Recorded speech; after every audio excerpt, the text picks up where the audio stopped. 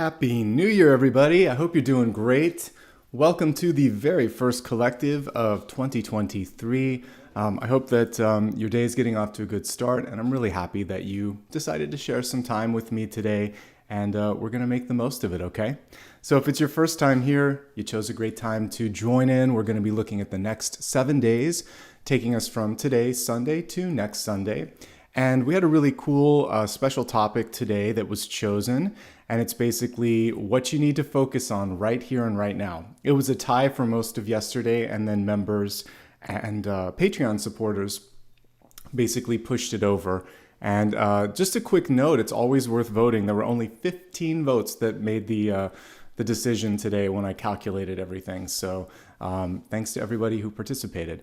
We'll be taking a look at that around the middle portion. We're going to start, like I said, at the very beginning with some channeled messages, which came through dreams. I had a ton of them last night. And a 7-day forecast. And then we'll also look at the elements. The elements are going to be the only portion where we break it down by star sign.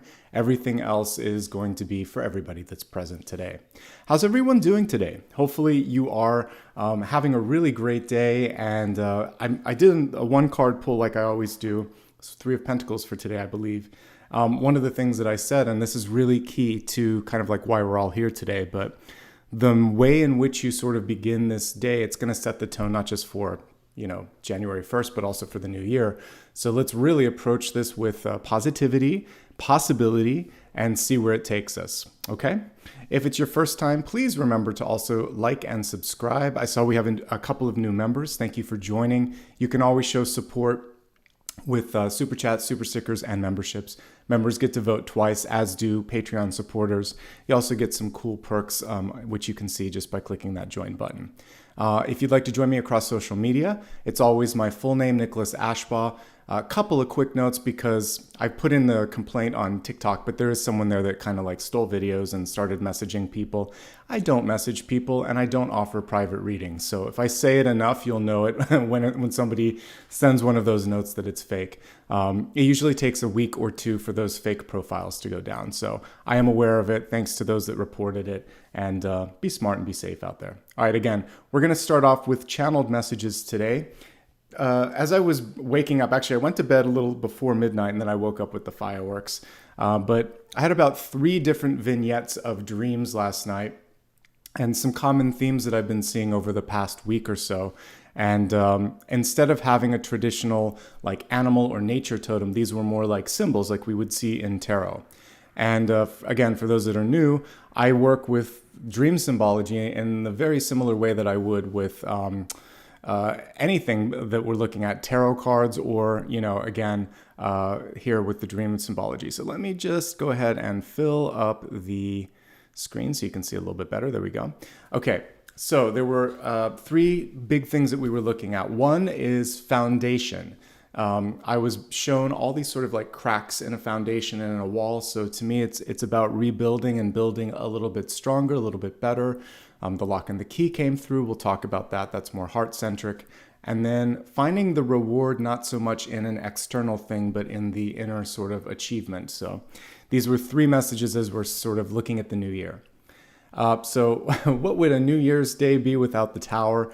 Honestly, we had there's fewer fireworks than there used to be because of, not as many gatherings and safety issues and all that. But in the middle of the night, explosions are a part of this, so I'm not surprised that tower-like energy came through. Specifically, what I saw was, it was almost like a hand of spirit showing me cracks on a wall, cracks in the foundation. And to me, when we're looking at something that is lacking stability, it of course would constitute the tower.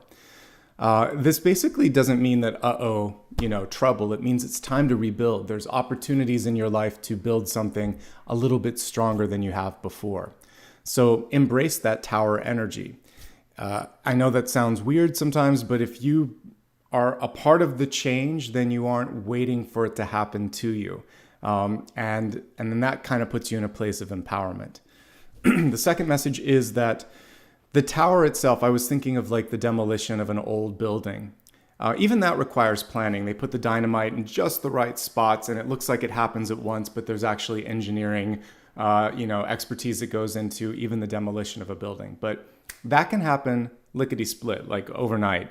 But the building of a new and very secure structure takes time.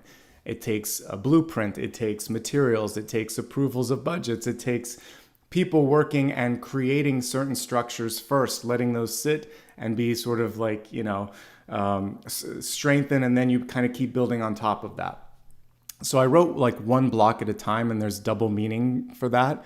For some of you, you're taking away a block, like mental block, environmental block, physical block, one at a time. And for the rest of us, it could just be more of building something one step at a time, reminding ourselves that we don't have to see the entirety of the structure at once, that it can be something that is slow and steady. So take your time as you're stepping into something new in the new year. You don't have to do everything overnight. In fact, it's better to build with care and to not be haphazard, okay? So changes can be good. Changes don't have to happen immediately or overnight, but one step at a time. Some of you may have also been in a place where you've just outgrown the experience or the environment. So whether it's a relationship or a job or something else in your life, when I'm seeing cracks, it reminds me of a plant in a pot. I just put an orchid behind me, but it could be something of that nature where there comes a point where it can't grow in its current container. I use the example of bonsai for an example there, where basically that's a way to keep it small. Bonsai artisans actually will clip the roots, keep the containers purposely small, trim the tree, and it's like it can't grow. In our own lives, though, we're like the plant outside that you forget about, and it kind of pushes through the terracotta pot, and it's putting its roots in the ground, saying, this isn't enough, I need more. So you might be feeling that in some part of your life, and this is just a wake-up call, that this is the year to basically make that change. So the Fool is another thing to look at here, where it's one step at a time. We talked about building one block at a time. The Fool takes one step every day closer to whatever the goal or whatever the dream or the vision is. And that's all you have to do. It doesn't have to happen immediately. This is what's going to help all of us stay consistent with the new sort of New Year's resolutions or plans that you've been making. If you don't feel this pressure that it has to be perfect immediately, it's a lot more manageable. So the key, I was also shown a lock and a key, and a couple nights ago I had this feeling like I needed to check the front door too, and there was nothing wrong. So I keep getting messages around unlocking or opening, and I love this Hierophant, which is from the Wild Unknown Tarot, and basically it shows you that you hold the key. In the past, and traditionally in the Rider-Waite-Smith tradition, we'll see two keys at the foot of a Hierophant, and we see two disciples on either side. As we start to evolve and as we start to grow, we don't really need the gatekeeper, the teacher anymore. We become the teacher. The student becomes the teacher. So the key metaphor in one part is just simply saying what you seek, you actually already have. It's just the matter of taking action on it. And that's really, sorry, there was a little piece of fuzz in the air. It's really about you needing to sort of decide, I'm going to do this right here and right now. Don't give too much weight or power to other people's opinions. And this will come through when we look at more with the heart. Sometimes we're so worried about success or failure or judgment that we never actually embark upon the idea or the vision or the dream. So don't worry so much about that. You hold the key to success. You also hold the key to deciding how much of that you want to let in. You can actually shut the door when there's too much of that negative energy in the exterior. I think this is in a big way what creates the Four of Pentacles moment, which is I'm going to protect myself. I'll hold on to something that doesn't serve me, or I'll accept less than the best because at least it's predictable. I get a feeling that the heart chakra wants to open up, that it wants to experience new things. But as a part of that, there's a requirement to be more vulnerable. And vulnerability is scary, right? Because again, someone may say, I don't like this or I don't like you. But they may also say, I love this or I love you. And isn't it always worth that sort of chance that you could actually experience something fantastic? I like to use questions to turn the fears or the anxieties inside out. So if you think I can't do it, just put a why in front of it. Why can't I do it? Reorder the words. Or, you know, if this will never happen, why can't this happen now? Just really try to make them positive and put a question and think about the question. Why can't it? And if it's something tangible that you can approach, then deal with that and then think, all right, I'm ready for it. This can happen. So you have to kind of work your way through it. But removing that fear of rejection is going to be one of the key things that I keep picking up on as we're looking at this first day of the new year. I think one of the other powerful ways to manifest bigger, better, brighter is to allow the universe to impose its own limits on you. Don't be the judge of what's possible. Question like, can I do that? Is more possible? How about this? You can question the universe and say you're ready, like, why not? Let's do this, and then see if it shows up. And if it doesn't, then maybe there's some work to do. But if it does, well, lo and behold, you're actually more prepared, and the universe also sees more value than you may have saw for yourself. So let the universe show you what's possible. Don't limit yourself. Don't sell yourself short. And that's one of the things with the Four of Pentacles that happens a lot, right? Okay, so inner gratification. This was such a beautiful moment. I was shown a very successful person, and they were kind of walking me through a room with awards, and they're kind of like, meh. They had a very casual approach towards that. They felt successful. They were happy with their life's work, and they're like, look at this, it's just plastic. Because sometimes, you know, the awards, they're not even fully made of gold or whatever you think they are. They're plated. And the person was like, this is nice, but it doesn't matter. And the truth is, you don't actually take all of that stuff with you, whether it's solid gold or plated or whatever. And this was a reminder of the importance of staying kind of more connected to the path and feeling the inner growth and joy, like, wow, I did it. And whether or not I get that gold medal or first place, who cares? It's that inner sort of accomplishment. And the Six of Wands is most empowered when you're setting the trends. So notice on most, this is a traditional card here, notice how the person's not really looking at the people, they're focusing on the movement. They feel good about who they are, but the people are clapping and looking at them because they're embodying something that they want. So you just have to do what you feel best and that you want to do, and trust that that's going to resonate. It either will or it won't. But the best level of success is when you're not trying to manufacture it, when it just sort of like happens because it's organic. And that's really important here. Okay, I think those are the main messages. Let's kind of just review it real quick, and then we'll get into the week ahead, okay? So again, these are really good messages for the first day of the year. One is that I just see that some of you want to make some changes, and the main message from Spirit is, yeah, it's time. We can see that there are cracks in the foundation. You can also think of this as a house that you've lived in for a long time. You have to sometimes go back and redo things or renovate or open up the spaces. So it's time for the change, embrace the change, and then do one step at a time, which takes us into the Fool. You don't have to do everything overnight. You don't have to do it alone either. And the cards today will show where those partnership opportunities might exist. Push yourself outside of your comfort zone and realize that you actually have the keys to your own success, your own happiness. You can also shut the door or disconnect from people that aren't really there for you. Don't accept less than what you're worth. Don't limit your potential because of past experiences. Always ask the question, is this really all there is? Why not? Let's keep exploring. Questions are the way to kind of continue the growth process. And although it's nice to get external validation over something, you don't need it.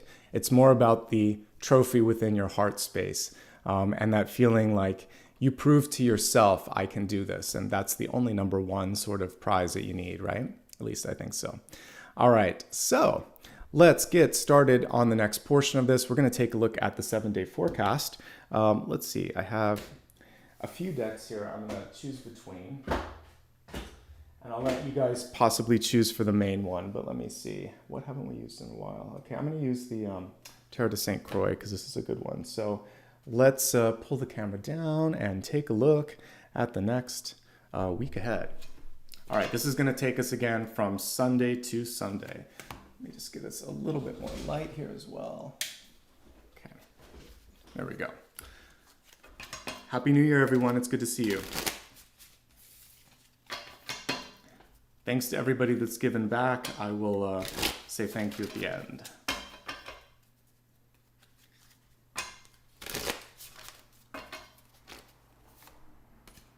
We have 2 for today. Tuesday, Wednesday, Thursday, Friday, and next weekend. Okay. I like this deck because it's a little bit unusual in its approach to the cards, and we like changes, we like different things. All right, so we're going to look at the presenting card first and then the one that's beneath it. So today you got 2 cards. The first one, let's look at it in the upright position. We have the Page of Pentacles. I really like the combination of envisioning that we see here with the camera and then kind of grounding it in reality. And the Page of Pentacles is kind of embodying what we would see in the Two of Wands, because the Two of Wands holds that globe or that crystal ball, and then it's trying to also kind of ground the vision in reality. And one thing that this card reminds us, especially since it's in the reverse state, is not everything is going to end up exactly as you pictured it today. So, plans are one thing, but then being present and being in the reality is going to be the other piece of this as well. So give yourself the freedom to deviate from the plan and know that that sort of messiness is also part of the fun of creation. And I think back to like my favorite art teacher in school. She wasn't worried if you made a mistake. She wanted to kind of see like what you learned from it and maybe if you could accentuate it or do something cool with it. And she said sometimes the best art happens when you're not trying, or when you kind of quote unquote make a mistake and just realize, wow, that was actually better than what I thought. So it's not in judging or being picture perfect. And I think she was teaching us about like the impressionistic painters and some of the abstract painters where they learn the rules. If you look at someone like Van Gogh, he can make a perfectly beautiful and like picture perfect person, but he can also make something very abstract. And it ended up being the abstract stuff that was a lot of Picasso as well, especially Picasso. It was more interesting when everything was kind of out of focus or a little bit odd. So sometimes it's better if it doesn't fit in 100%, right? So abstract something a bit, look at a mistake, see if you can learn from it, see if it might have been an epiphany or a happy mistake where you stumble on something even better, okay? The Page of Pentacles is good though. It's just saying I'm open to input, I'm open to opportunity, and I'm going to keep thinking of different things. Open-mindedness is the key here. But you're also starting to put it to practice because it's pentacles, it's not just wands. So what are you doing today to bring something from up here and put it into reality, realizing it could be a little messy, having a little fun with that, like finger painting basically. High Priestess showing me you're very connected today. Let's say you woke up a little bit late or you went to bed, you didn't get a chance to do your New Year's resolution. It's never too late. So let's take some time after today's live broadcast, or if you're watching it on replay, sit down and write down a couple of things. It doesn't have to be in a diary. You can put it in your phone. You can write it on, an old piece of paper. I don't care. But the act of writing it or tapping it in your phone and having that little record there is going to be key. And back when I used to be a manager, it would be almost the size of this card here, a tarot card. So you could get any sort of, even a business card, but if you can put it in 1 or 2 sentences, your goal, maybe take 1 or 2 or 3 cards and put the goals on it, and then just put it on your fridge or put it on your vanity or something so you can look at it. That's going to be key. But what we're seeing here is the ability to manifest and to basically breathe life into something. So today's a good day for goal setting, okay? And this is a really cool card as well. And she is kind of pulling that close to her heart. So follow your heart, follow your intention. You have a good chance of making things happen today. Great energy for the first day of the year, exactly what I would hope or expect. Okay, so let's take a look at this work week. Let's also just celebrate the fact that it's a nice spread of cards here. We didn't necessarily get like Tower or Devil energy in this week. I feel like you're off to a really good start. So yay for that. Let's begin with your Monday card. Queen of Pentacles. It's a busy day. Some of you may be in a company where they observe New Year's on Monday, so you might have an extra day off. And this Queen of Pentacles is certainly treating herself if that's the case. So she's saying, you know what? Today I'm going to just do something for myself, whether it's read a book, watch a movie, get a haircut, or just kind of like rest. There is a treating energy that happens with both King and Queen of Pentacles. They know how to work hard, they know how to make money, but they also know how to reward themselves. So take a little bit of time for yourself if you happen to have a holiday or a vacation day saved for yourself.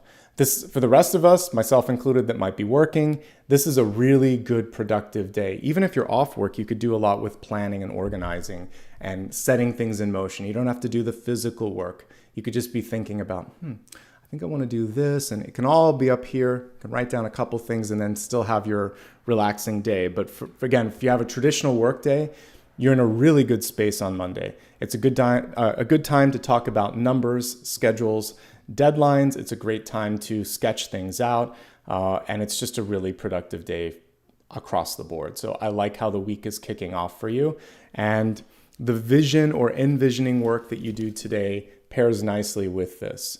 And again, understanding that maybe some things changed, you have a chance to adjust that today. As long as you're kind of feeling like it's not the end of the world. I've been doing live broadcasts for a while, so someone put a nice comment in last week that I read, and they said, I like that you don't freak out when something happens. So whether it's like a car alarm, or I spill water, or the dog needs to go for a walk, or I cough uncontrollably, you just kind of go with it because that's real life. And real life in the same sort of, it's not picture perfect. That's why I like lives, and that's why, sometimes movies and perfectly curated Instagram feeds and things like that, or even a TikTok, it's not reality, folks. You need to just sort of figure out how to recover in real time. So you have the ability to get a lot done. It doesn't have to be perfect. And if you do that, you're going to be able to sort of like sail through Monday in a great way. Okay, let's take a look at Tuesday. This is a day where everything starts to get in motion, basically. Normally, we would see wands flying through the air. Instead, on this card, we see all kinds of pollinators, namely bees and a hummingbird. The hummingbird is one of my own personal totems that comes through when the universe says, elevate this thought or experience. It's going to turn out okay. So again, if you have been facing some sort of a challenge or some sort of a fear, and you're like, oh my gosh, when is this going to get better? The hummingbird comes through and it says, take a deep breath, keep moving, because they keep moving all the time. And then also kind of just move on to the next things. Bees move from flower to flower. It's time to just shift your focus.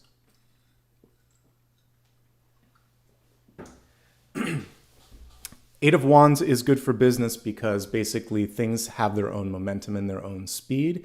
There's not a lot you have to do except be present and stay organized, and things should sort of like fall into place. Some of you could feel like you get lost in the sort of shuffle. If you are having a very productive day back, and then all of a sudden people are like, go, go, go on the second day of the work week in the new year, I get it. It could just sort of be like, hey, maybe we'll slow down for just a second, make sure that we're clear on this. So if you need to raise your hand or tap into resources around you, you can do that. That's the only thing I can ever really find negative with the Eight of Wands is getting lost in the shuffle. So slow down long enough to take a deep breath, to get your bearings and rest as needed, okay? But I have to say, we're off to a brilliant start for the new year because High Priestess is hidden beneath a little bit of a surprise. Things didn't go as planned, but they're maybe going better. Then we have a really great card for business on Monday, really great card for being busy and getting work done on Tuesday. Wednesday is when you can focus on partnerships and working with others. We have the Four of Wands. If you're looking for a time when you could meet up with a friend or loved one or go on a date, the ideal day for that is Wednesday. If you need to get someone to see something from a different perspective and you want to really use your best communication and interpersonal skills, again, midweek is great. I love this Four of Wands because we see them not just at a fork in a road, but it's actually at an intersection. And so what this represents is there could be new help coming from an unexpected source. You could steer someone in a different direction. You could just have really good experiences across all aspects of your life. And involving people and partnerships. So again, this is the day for love, for hanging out, and also for doing something difficult because it's one of the best cards. So if I'm looking for like negotiation days, I would always look for something like the Lovers or the Two of Cups or Ace of Cups, in addition to something like the Emperor, because if you can get people to love what you're saying or love what you're doing, they're going to have a lot better sort of reaction to whatever it is you're putting out there. Okay? All right, let's go to Thursday. This is a day for coming out of your shell a little bit. We have the Hermit in reverse, And for many of you, it's saying whatever you've been working on, worrying about, this is the day to let that go. The Hermit in the upright position could say, you know what, it's a good day to research. Maybe you need to do a little bit more. The Hermit in reverse is saying it's time for you to let it go and to move on to something else. And don't overthink. Don't overthink, don't overdo, don't hold back too much. Hopefully you're engaging with whoever it was that you might have connected with midweek, and they're getting you to come out of your shell just a little bit as well, okay? The other thing that could be difficult for some of you is you're just, because there's so much going on here, again, a lot with work, a lot around you. For many of you, someone coming into your energy here. So there's a lot of people present at the beginning of the week. You may be needing to continue to be present, but you need some personal time. So this can come in different forms. Like when I used to have a traditional job, I would just take a half-hour lunch and walk. Walk to the commissary, walk to a local restaurant, or just take my lunch outside if weather was permitting and eat, or go to the commissary and eat. Because I didn't want to be at the office, because if I sat at my desk, someone would invariably interrupt my lunch break and make me work. And so I'm like, you know, this 30 minutes is actually allotted for a reason. You need to clear your head and sort of get more zen. And so give yourself like that if you can take it. And if not, then before you start the day or after you're completed with the day, find a place where you can get 5, 10, or 15 minutes to yourself. Meditation and self-care doesn't require enormous amounts of time. It can just be a walk, going outside and breathing. If you get a text or something, just put it down before you answer and think, am I ready for this? Am I going to be my best self, or am I going to say something that I regret?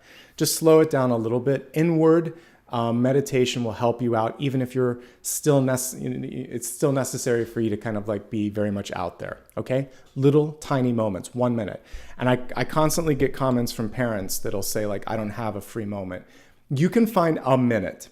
It can be at the beginning of the day. It can be it can also be something that you teach the children too. Like, let's, before we eat, just slow down for a second, think about what you're grateful for, and then like we can teach meditation and quiet time to kids. I know my mom used to do that with me. It wasn't called meditation when I was a kid. It was just like, she would reward me for my quietness, but she didn't have to worry too much because, I didn't have any siblings. So a lot of times I could just entertain myself with a book or TV or something like that. But if your kid isn't good at that, you can reward them and say, well, you've been really good. Now you can do this. So find a way to make it part of the process. But for everyone else, 5 minutes. Driving time, turn off the radio and focus on the road, and kind of focus on just breathing and being with yourself, because sometimes the noise and the chatter can just add to that a little bit. All right, back to the cards, looking at Friday. We're actually finishing what we set out to do. So the Queen of Pentacles is really good at planting some sort of a seed, planting a project or goal or ambition. We see a lot of work happening here. We see partnership here. We see a little bit of review, and now we see it coming to completion. And we also see maybe someone answering your call or coming in and giving you the final approval here. King of Pentacles is a great card for the end of the week. And it's basically saying whatever you set out to do this week, you have a really good chance of achieving it. It's also a card that reminds you of the importance of sharing with others. Not that the fact that you're all showing up here tells me that you guys are pretty clear and open and good at that, but it could be about asking for help if you're not getting the support you need. And if you have more than enough, it's just about sharing it, because the King of Pentacles is generous typically in the upright position. If he's reversed, it's different, but upright, it's saying, maybe check in with someone and say, hey, I finished early. Do you need some help with this? Goodwill goes a long way. They may remember that and help you in the future. And if it's something you want to do, then do it. But otherwise, I just see you being very productive, very much in your zone. And it's a good day for also working on something that you care about. Personal development is still a part of this, even if it's upright. Okay? It's a good week overall, I have to say. We'll talk about power days after I do the weekend. But so far, I'm pleased. Someone's waiting for you to make a decision, possibly before Saturday, but definitely on Saturday. We have the Justice card in the upright position. Justice really is sort of deciding, do I want this? Do I not? Where do I stand? Or someone will literally ask you, can you do this? Do you want this? And the choice is yours. Do what's right and do what feels right as well for you. So if there's something where you see injustice, of course, justice can represent righting a wrong or fixing a problem. She can be like the Mrs. Fix-It card, but she can also represent just doing the right thing for you in this moment, standing up for yourself and just finding balance in your life. There are a few balance cards that I can think of, 3 off the top of my head. Justice, 2 of Pentacles, and the 6 of Pentacles.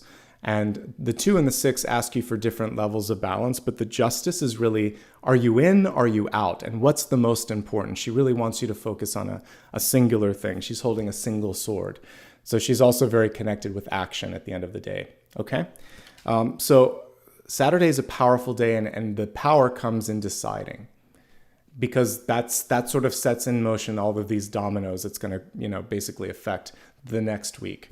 But before we get to that, let's take a look at Sunday. We have the 7 of Pentacles. And so many of you have found the balance, and you're actually jumping forward one. I mentioned 6 of Pentacles as a balance card. So if you get things right, if you get the balance right on Saturday, then by the time Sunday comes along, you actually can start to stretch and reach and explore new things. The 7 of Pentacles always tests your lessons. Have you learned the lessons of when to say no, of how much to give, and basically also have you learned the importance of patience?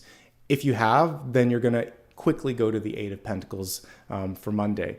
But basically you want to remain patient, and you want to be cognizant of limits and adhere to them, because this typically comes on the heels of maybe overextending yourself or overdoing it. And this is a good day to repay debts, to finish what you started, to basically just clear out anything energetically that you haven't already done, so that we can really have the rest of January be an amazing month for you. Okay, it's a good day overall. It does represent growth and healing, but not the fastest growth and healing. So you're a little maybe frustrated that you're not getting everything that you want, but you're actually getting a lot. And that's the thing to remember with this card. All right, let's look at the days and see which ones are the most powerful and noteworthy, and then we'll move on to the next portion of the reading. Don't underestimate today. High Priestess and Page of Pentacles are fantastic, because that to me is just showing the ability to manifest in real time.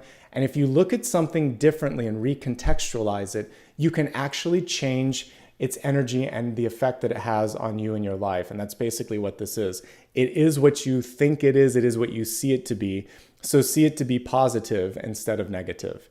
The power days of the week, Monday and Friday, are 2 of the best for business because we have the Queen and the King of Pentacles. The midweek is a good day for negotiations, for meeting up, and for partnerships. So it's almost like every other day in the business week. Monday, Wednesday, Friday are fantastic. The introspective work, a lot of that's happening Thursday, but also you're busy and you might get lost in the shuffle on Tuesday, but the whole week is positive. You might actually get a new idea or insight that was unexpected and have to figure out what to do with it on Thursday. But anyway, the whole week, you're pretty much set up for success this week, okay? But you're in your most powerful state on Friday, and you're in your best partnership state on Wednesday, if that helps you kind of decide what to do. You may be pushed to make a key decision on Saturday. You might also just have to find the right balance and say, I can't do this, but I can do this. That's going to help you have a little bit more and do a little bit more on Sunday. Very productive weekend as well, as I'm looking at this. Okay, so that's a good first week of the month, and it's a good first week of the year. I'm happy with what I see. All right, let's just arrange these so that we have a little more space on the table, and then we're going to take a look at the next part of this reading. So next up, we're going to look at blessings and blocks. So just give me a second to make some room here, and then we'll go to the next piece. Okay. All right, so let me change up the tarot deck for this one.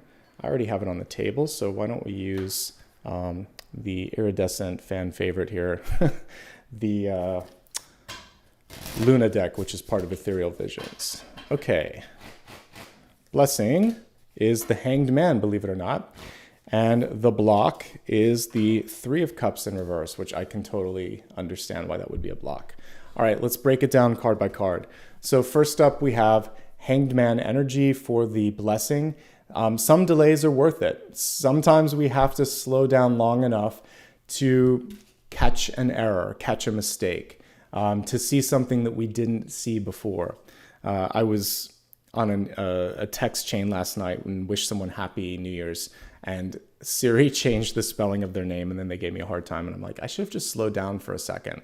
The Hanged Man is an example of that, where before you send an email, before you send a text, before you make a call, especially if it's business oriented, check all your sort of like P's and Q's, make sure everything is okay, and then move forward. And that's really what this is saying. Slow down and just get organized, okay? Also, if somebody gives you a delay or says, we can't do this Monday, it's gonna have to wait. Well, now you know power days. How about Wednesday? How about Friday? You can push it and say, that's fine. It actually works for me better. So work with that and you'll be able to focus on something else. The mythology of the Hanged Man is basically because of the sacrifice of time and energy. It was Odin, but he learned something, secrets of the universe. We may just get an epiphany. We just may see something from a different angle. Something better may come into your plate and you may not even have time for whoever or whatever it is that delayed or sort of like canceled on you. So just hold space for something better. And that's really what the Hanged Man is saying. This delay is purposeful. And then also just slow yourself a little bit. If you're driving, this would be like just pumping the brake a little bit, not a full stop. Okay. The block. Gossip, trying to basically fit into a clique, worrying too much about what others are saying or doing. The Three of Cups is typically a really good card, celebrating and sometimes dating or courting someone. It can be new people coming into your life. But when the card is reversed, it can represent the feeling of being an outsider or hearing what someone said or did, even if they don't want you to. So this is basically saying, if that comes through, it's a blessing because I know that that's not worth my time and energy. It's also saying don't rush things, because if we look at the best version of the Three of Cups, it's basically you're supposed to sample what's out in the universe. So, when you're dating, you date a few different people and see what's going on and then eventually decide. Or you may kind of go exclusive with someone, but you're not ready to call it something yet. So the Three of Cups is basically saying, we're not gonna rush anything too quickly. If you're cooking, you wouldn't want to serve something before it cools off. You don't want to serve something that isn't fully baked or cooked either. So it's just allowing the perfect amount of time for something to be ready. So if someone's forcing you to announce or decide before you're ready, it's like the cake that's undone, it's gonna collapse. So, or like the foundation that I was seeing earlier. So don't get rushed or pushed because of external opinions or fears. Okay? And if you do see anything like gossip, try to remove yourself from that, because this card usually shows that that's going to find a way of finding its way back to source, and we don't want that. Okay, so that was your blessing and block. I believe we're going to look at the elements next. Let me just double check. We're going to go into the elemental forecast. This is going to be the only portion of today's reading that's going to involve sign-specific messages. Everything else is for everybody that's present. Okay, so let's take a look and see what the messages are in this moment in time for all of the different elements. And then we'll move on to special topic, and I usually save reader's choice and viewer's choice for after all of that. Okay, so let's look at the elements.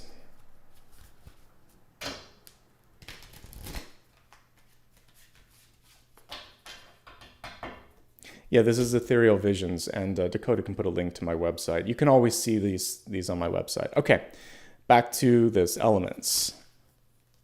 Fire, earth, air, water. Pretty good cards, I have to say.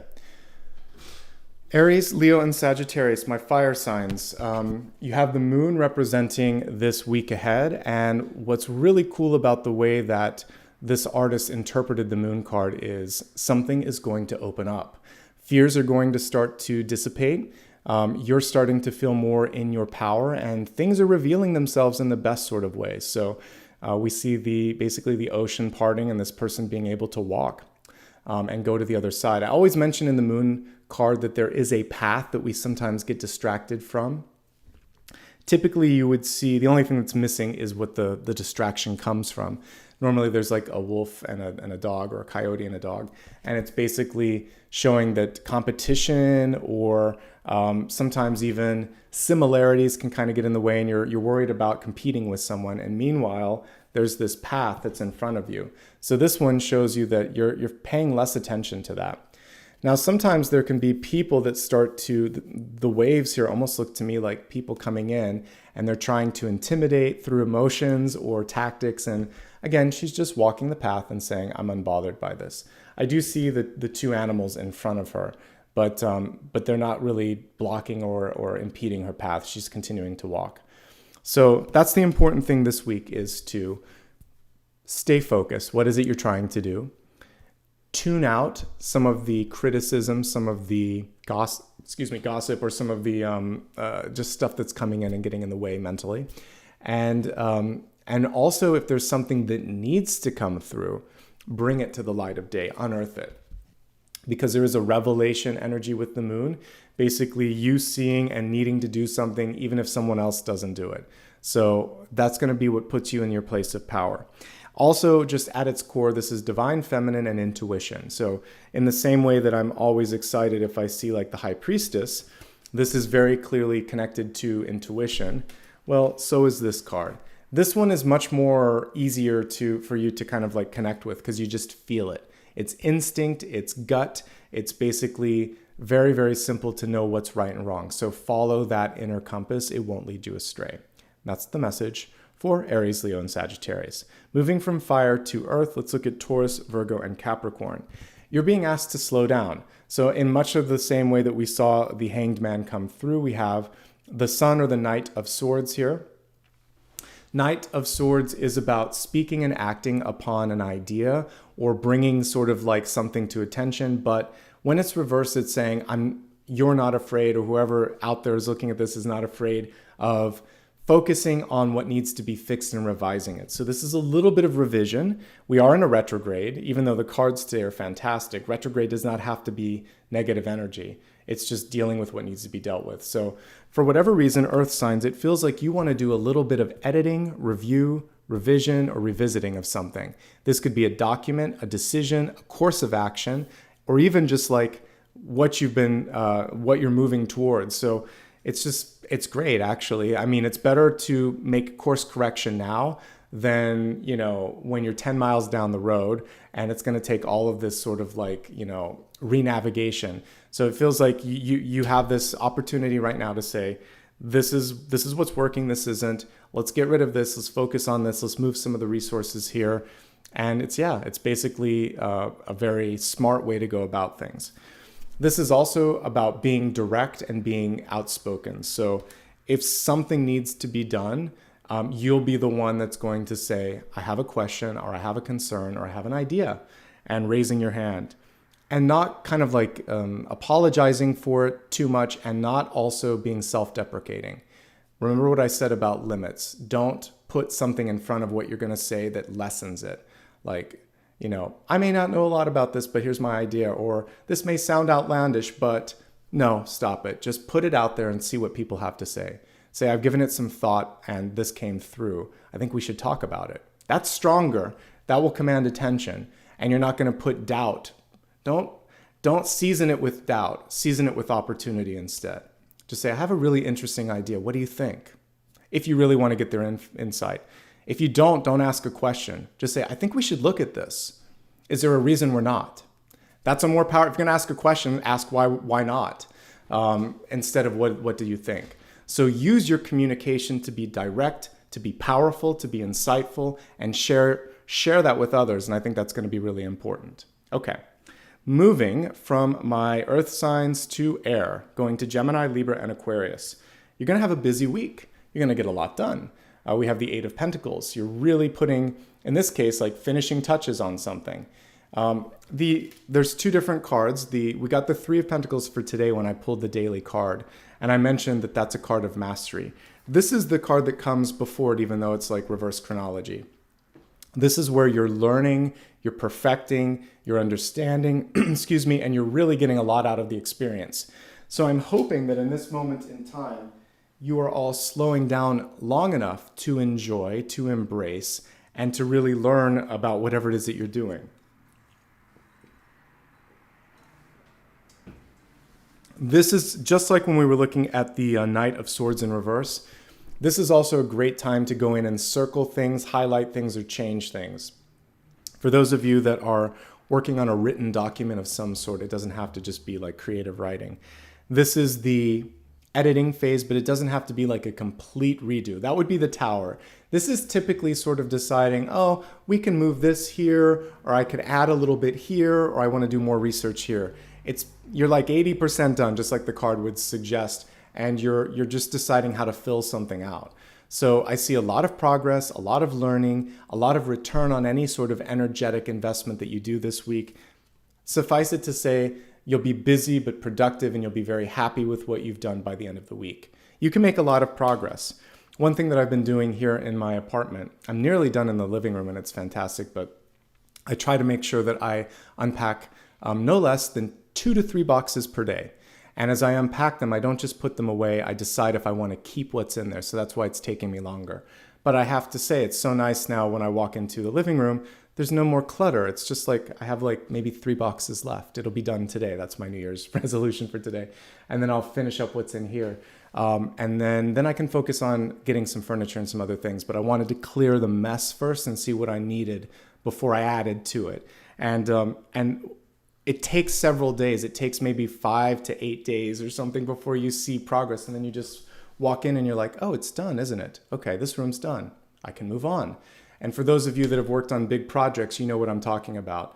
Whether it's home improvement or a thesis or research or anything of that nature, it's a lot of work, and then one day there's no more work to be done. So you're going to feel like that towards the end of this week if you consistently commit to whatever it is that you want to do. All right?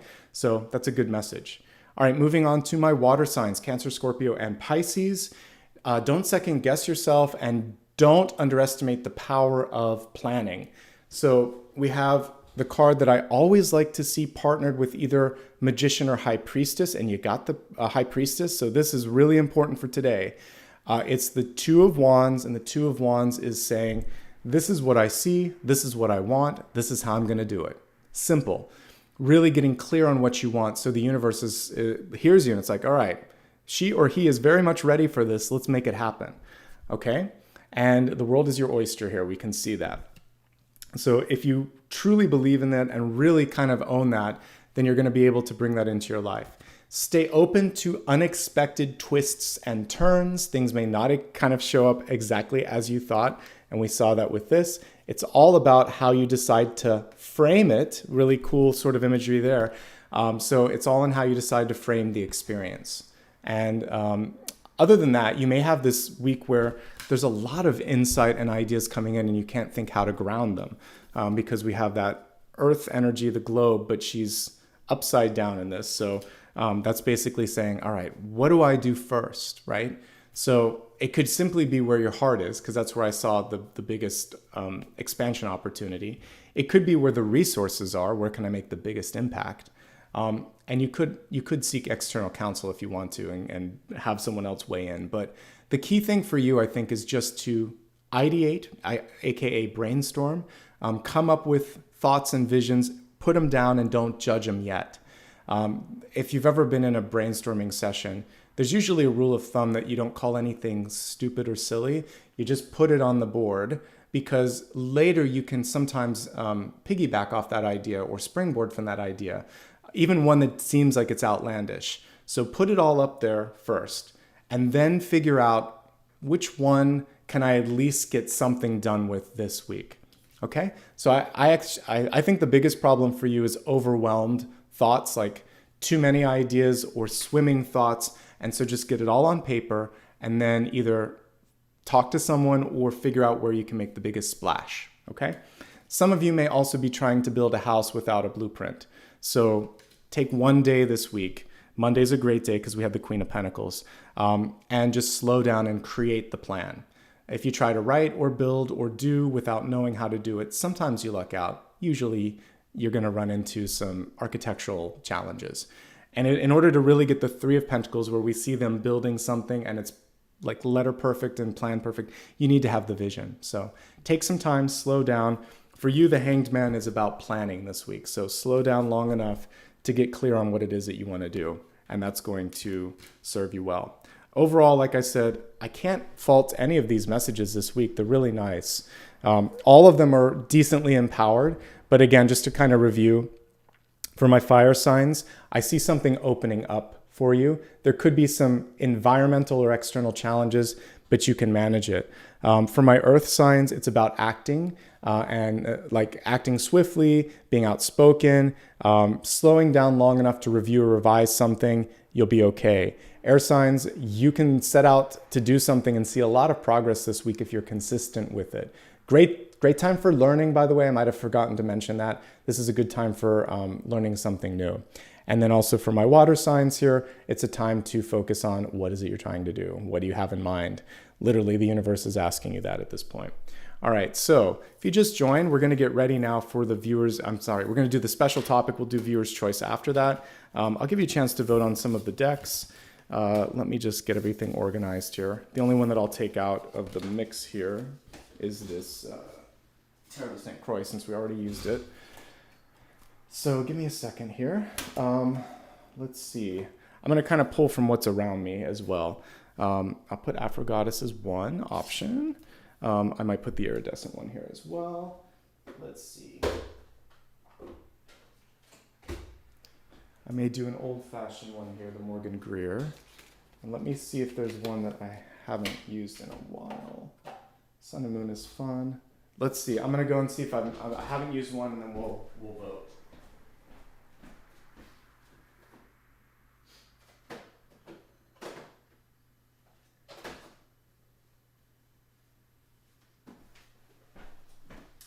Okay. So let's see here. I'll give you a few new options today, or a few options that we don't always do. All right, so I think this will be a good selection. A couple that I haven't used in a while, actually. All right, so let's get this voted on. By the way, don't type it in chat. Instead, wait until I do the poll here. And I'm going to probably do a post to ask for some new suggestions here, but Afro Goddess, Tarot Arcana, Ethereal Visions Luna Tarot, Morgan Greer, and Hidden Realms. Okay, so there you go. I'm going to show you a few of each while we're talking. So you already saw this in the forecast that I just did. So this is a deck that I use a lot. This is Afro Goddess. This is the shiny one that a lot of people like, option number 2. Luna deck, but it's part of the Ethereal Visions, basically a revisited part of that. This is one from the 1970s. It's got really bright cards and really bold images. People forward on this one, so not a lot of backgrounds, but it kind of looks like a children's illustrated book from the 70s. It's cool. It was probably like the 3rd deck that I owned. And then this is one I know I haven't used in a bazillion years. So this is Hidden Realms, and we can actually see what the cards look like here on the back. So it's, or I can pull them up to the main. So it's basically sort of like wispy fantasy sort of illustrations on that. All right, so it looks like that's the one that's going to win because I haven't used it forever. All right, so it's Hidden Realms. Let's end the poll and let me get everything put to the side so I have some space to work here. And we'll get started. So while I'm doing this, how is everybody's New Year's kicking off? Hopefully you had a good one. And hopefully, if you haven't already had a chance, a couple secretarial notes while I'm getting stuff set up. I have a Mercury retrograde video that will help you navigate through it. And people always ask, when are the dates? Well, it ends on the 18th. It started a few days ago, but it ends on the 18th. And we have a shadow that goes about another week after that. So suffice it to say, most of this month will be under a retrograde shadow. In the video, however, I remind everybody that retrograde's not necessarily something to be afraid of.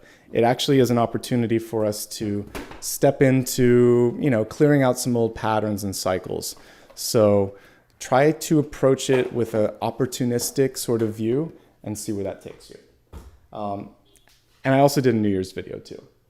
I may take tomorrow off. I haven't decided because I've done a lot of lives in a row. So Aries may begin on Tuesday. I'll just have to see how I feel tomorrow morning. But because I realize I worked every single day last week for the most part. So we shall see. All right, let's take a look now. Thanks to everybody that voted. I've had this card or this deck of cards since probably 2017 or 2016, but I haven't used it. Maybe I've had it even longer. Might be since 2015, but I haven't. It's fallen out of sort of like rotation. So one of the cool things with moving is I forced myself to kind of go into the boxes and find old ones. So I'll try to do this once per time. All right, before I pull too many cards, I just want to remind everybody of the special topic today. It's what you need to focus on right here and right now.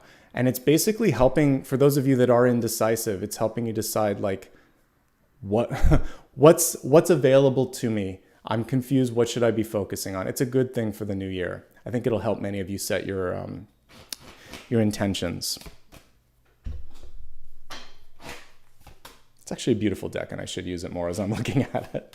So good choice, everybody.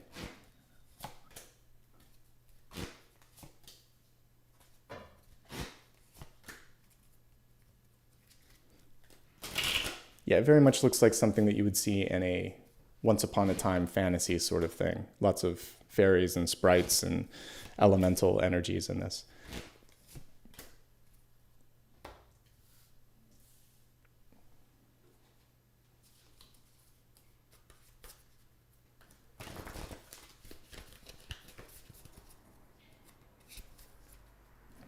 And special thanks to all of the Patreon and members, YouTube members as well. It was a total of 15 votes at the end of the day that made the choice for today. So if you've never voted, you should. The margins are not usually that slim. Usually it's a few hundred, but like any sort of election or any sort of voting, people don't realize how close it is sometimes. But today I put it all in an Excel sheet and I calculated. I'm like, it's 15, and it actually... the membership votes kind of tipped it over, membership and Patreon. So thanks to everybody who is a member and a Patreon supporter. It's kind of cool when you have the ability to tip the scales when we're like 1% difference or something.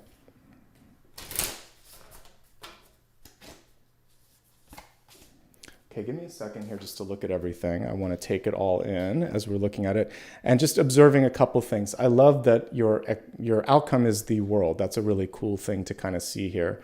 I love that we have a cyclical card. It was the first one that I pulled, and a change of cycles here. So change of cycles and a really nice expansive card is what I'd hope in a retrograde period, to be honest. So far so good, and I like what I see on the right-hand side as well. Okay. Let's begin. Okay, we're going to start off with your Catalyst card. And this is very much death, basically a different version of death. So we see some creepy crawlies here, but the card itself is the underworld. And the underworld would be, to me, death and rebirth. It can also just kind of represent the liminal or in-between zone that we go through right here and right now. This is a liminal moment because we're in the new year, but we're still connected. It's only 10 hours here on the in California. It's much longer. I know it's almost a full day in Europe, but we're barely a day into the new year, so we still feel some of the trappings of the day before. So I think the main thing today is to put some of that to rest, and that's really what we get here. Would be maybe the Four of Swords, because that is a death card, the Death card, and the Six of Swords. Some things rest peacefully, Four of Swords. Some things we have to move away from, Six of Swords. And some things take their own time. Death and transformation, it kind of is as long as it needs to take. So I mentioned this like when you get a diploma, when you get married, when something happens in your life or divorced, just a sheet of paper doesn't necessarily change all the energy, right? So when we're looking at those sorts of contracts, diplomas, and marriage contracts, or owning a house or a car, just because you have a little sheet of paper that says that this is you, it takes a minute or two for that to sink in.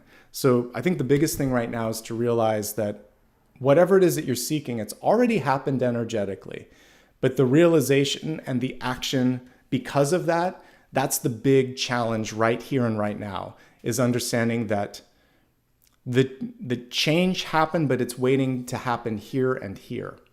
Okay? So it's easier than you think if you don't overthink it, is the first message that I'm getting. All right, so let's go to your two centermost cards. So Eight of Cups is a perfect card for Mercury retrograde because it's the return of something old in your life, and it can continue to kind of cyclically come back unless you wish to change that. So this Fortune Fairy or Wheel of Fortune is also saying, what do you want? Universe is asking you, what are you trying to do? When you know, you can make that change happen. But first things first. So with the Eight of Cups, I like to also remind people that this is a card of second chances. So is there something in your life where you just wish I coulda, woulda, shoulda done it differently? If only I had said or expressed myself in this way. Well, in this retrograde, you have a chance, if not to fix that, then to do something in this moment that's going to have a similar impact. So it's really about deciding, all right, right here and right now, this is what I'm going to do to make a splash. This is how I'm going to change my trajectory. I learned from that. I can't necessarily change that, but I can change my forward momentum. You may be fortunate enough to actually have someone come back and say, hey, are you still interested in this?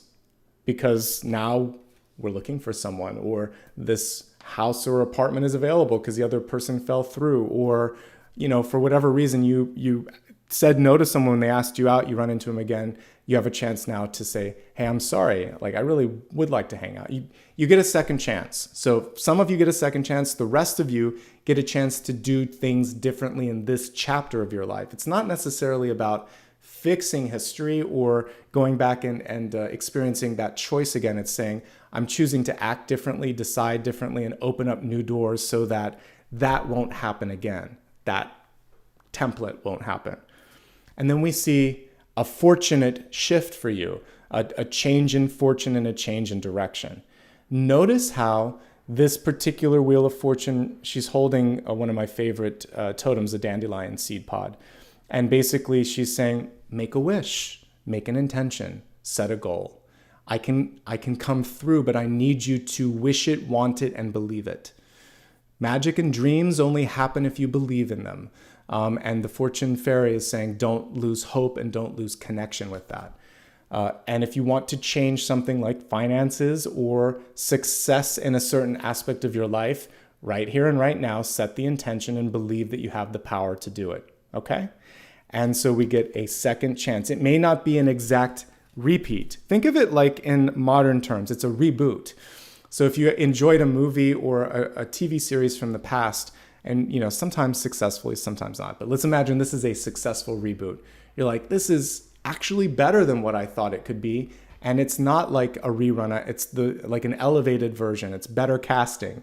So you're going to cast yourself better this time around and experience a better version of that old thing. Okay? But I definitely get a second chance coming through for some of you. What's in the deep past? Well, I talked about the different death energies here. So we got the Four of Swords. This is a very non-traditional Four of Swords. We have four butterflies representing the four swords in this. So this is transformation, or moths, depending on how you want to look at them. But this is saying it takes time. I love all these cards, but I really want to show the traditional one on this one because it's right here and available and easy. Because it shows the peacefulness. So when we say rest in peace, this is the card I would pull. And what we see above the person are three swords which represented the pain. They're no longer piercing the heart. They're just there. We see a single sword beneath the person, which can represent a newfound hope, vision, or ability to take action, but you have to put something to rest first.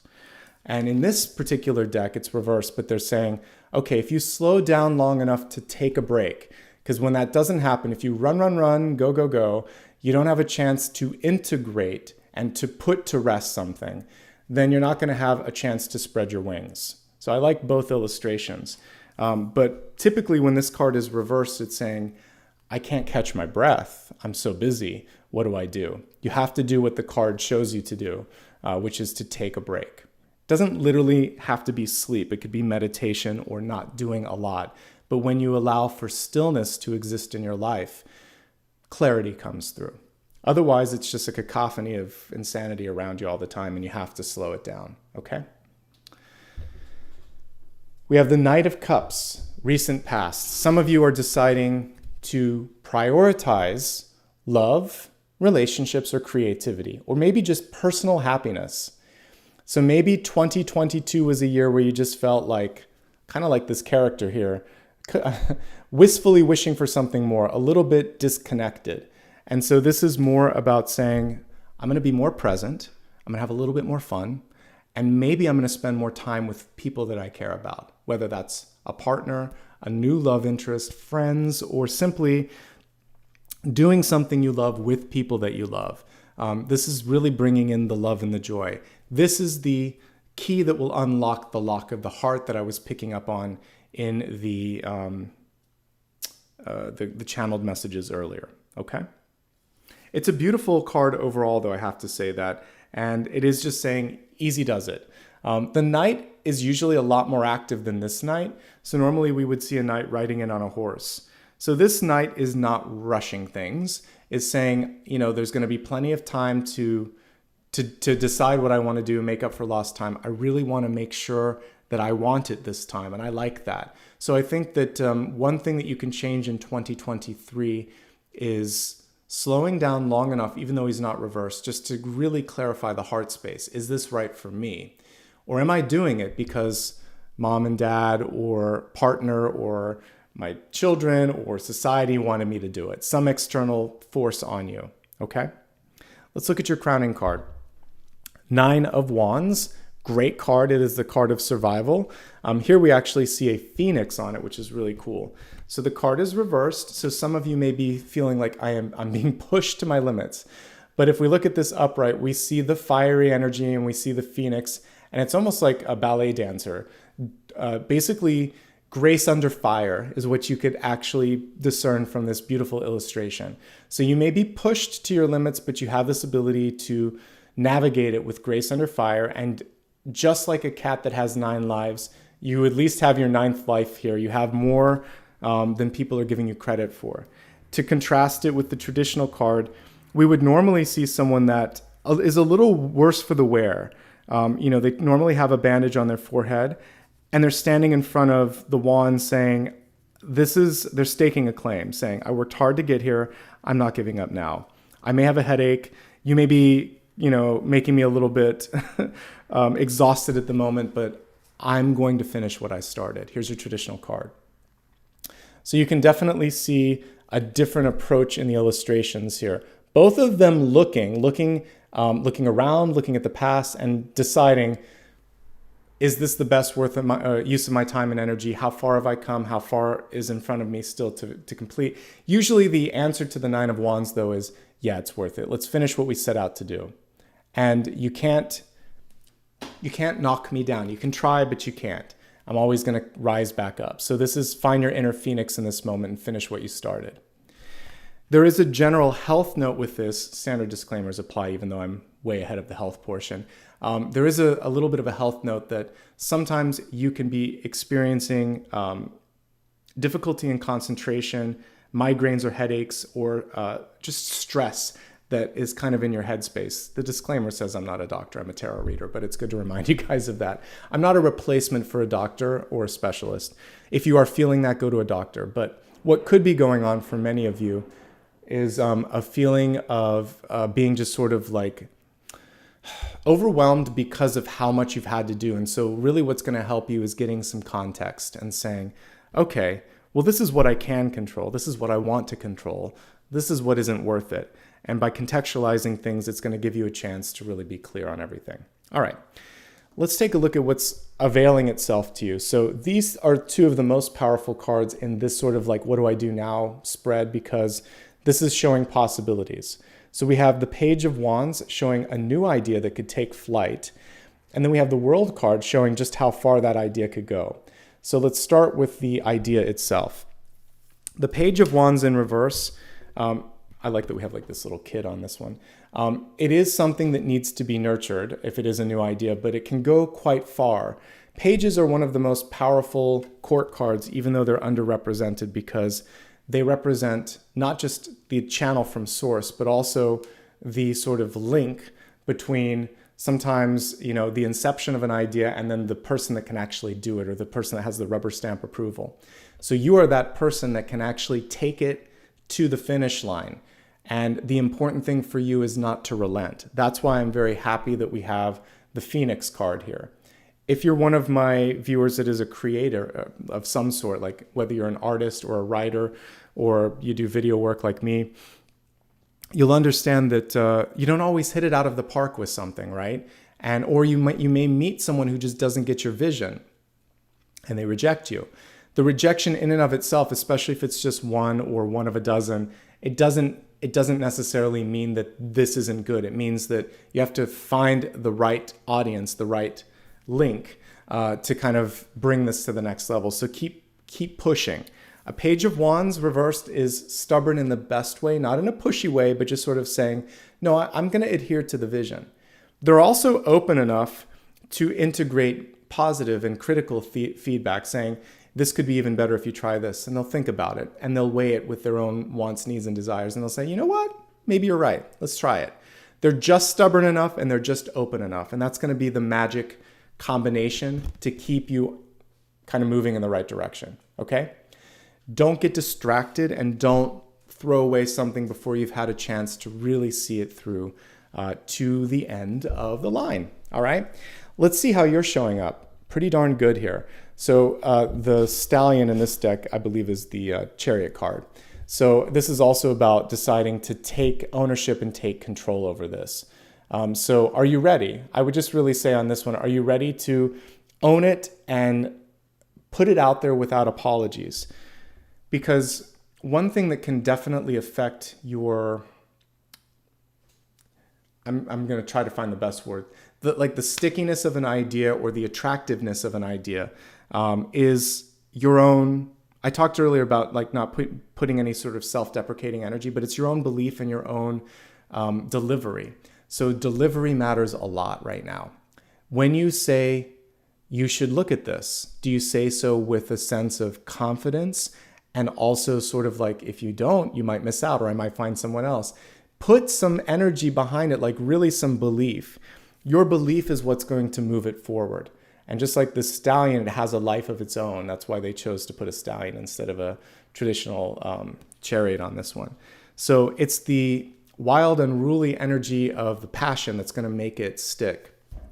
People do see you as a mover and a shaker, though.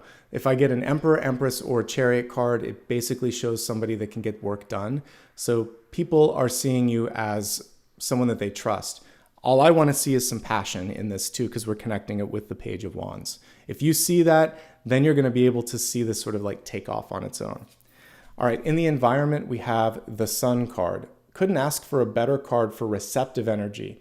Not only is this maybe who's coming in, but it's also how people see you. The environment goes both ways. So we see the wish energy here because, so for someone out there, okay, here's your wish. And this is the dandelion. This is someone that's receiving the wish. So like a message in a bottle, because this is the wisher, this is someone who's ready to receive it here as well. So I see something taking, well, it's taking off. It's for some of you, it's taking root. And for many of you, there could be a person out there that also is looking at you thinking, whether romantically or professionally, or again, maybe it's the project, they're like, I'm interested. The Sun card is charismatic, it's shining brightly, and you could be looking around you saying, that's someone or something that I want in my life, and vice versa. Someone could be looking at you thinking, that's someone or something that I need in my life. So it's a pretty powerful energy to be in the environment. Look around you right now. This is also saying it's a good time to let something go, which is why it's very important that I talked about the Four of Pentacles earlier, because if you hold on to something or protect the heart space too much, you don't allow for the opening to happen, okay? I love the Sun. That is basically in this new year. This is because the Sun can represent the new year or a birthday. It's saying, let's try it differently. Let's try on a new shirt. Let's try on a new persona, something new, something different. So you're sitting in a good space right now. To get to the topic of today, what you need to focus on, it's birthing, creating, and believing. action is supposed to happen this month and this week in particular. All right, let's move into hopes, fears, and opportunities. We have a card, when reversed, is actually optimistic, but let's just talk about it for what it is. So the Eight of Swords, if it were in the upright position, would say, I can't see something. I feel trapped. I feel like I've painted myself in a corner. The reversal of this is saying, I see a way out. I see that I might have more power, or I actually see the higher purpose of it. I'm not feeling like I'm in the dark anymore. We see the raven or the crow on this one, which is also saying I'm receiving messages and guidance from beyond. So many of you are starting to pick up on a different call, a different direction, or an understanding of why it happened. I'm going to pull the traditional card just because it's good to see it, to understand what it represents here, the traditional illustration. One thing that I would say with this is all you have to do when you have Eight of Swords energy is ask a question. Like, if you don't have the information, this can be the inquisitive card saying, tell me more or help me understand why I don't see it. If someone says, do you know about this or do you understand this? Or instead of saying, when you don't really, say, it sounds familiar, but I'm not tracking. Or I wish you could clarify this because you lost me here. I got it up to here, but you lost me here. This is just admitting like you don't know something. And it's not going to necessarily be a sign of weakness. And it's not, instead of getting yourself in trouble, you're going to free yourself from that pattern. This is a pattern that you can avoid. And I know almost everybody's experienced that because you never want to be seen as not being intelligent. So saying, I don't know is actually a sign of strength. Or tell me more or inform me, or I'd love to learn more about that. Send me a link. Educate yourself on something. That's going to be the way out of it. And that's what this person's coming through and saying. It kind of reminds me of a very kind of nocturnal version of Athena when I'm looking at the helm. So she's saying, you know better, or you can figure out more than this. Do better is what she's saying. So we're all going to do better, and we're going to ask if we don't know. We're going to say if we don't know. And we're not going to try to wing something that we don't want to wing, okay? Ultimately, this sets us up for success. We have a card of expansion here. So let's look at the card upright. We have the World. The World is basically all that and then some. It's the final card in the major arcana. It's a bookend.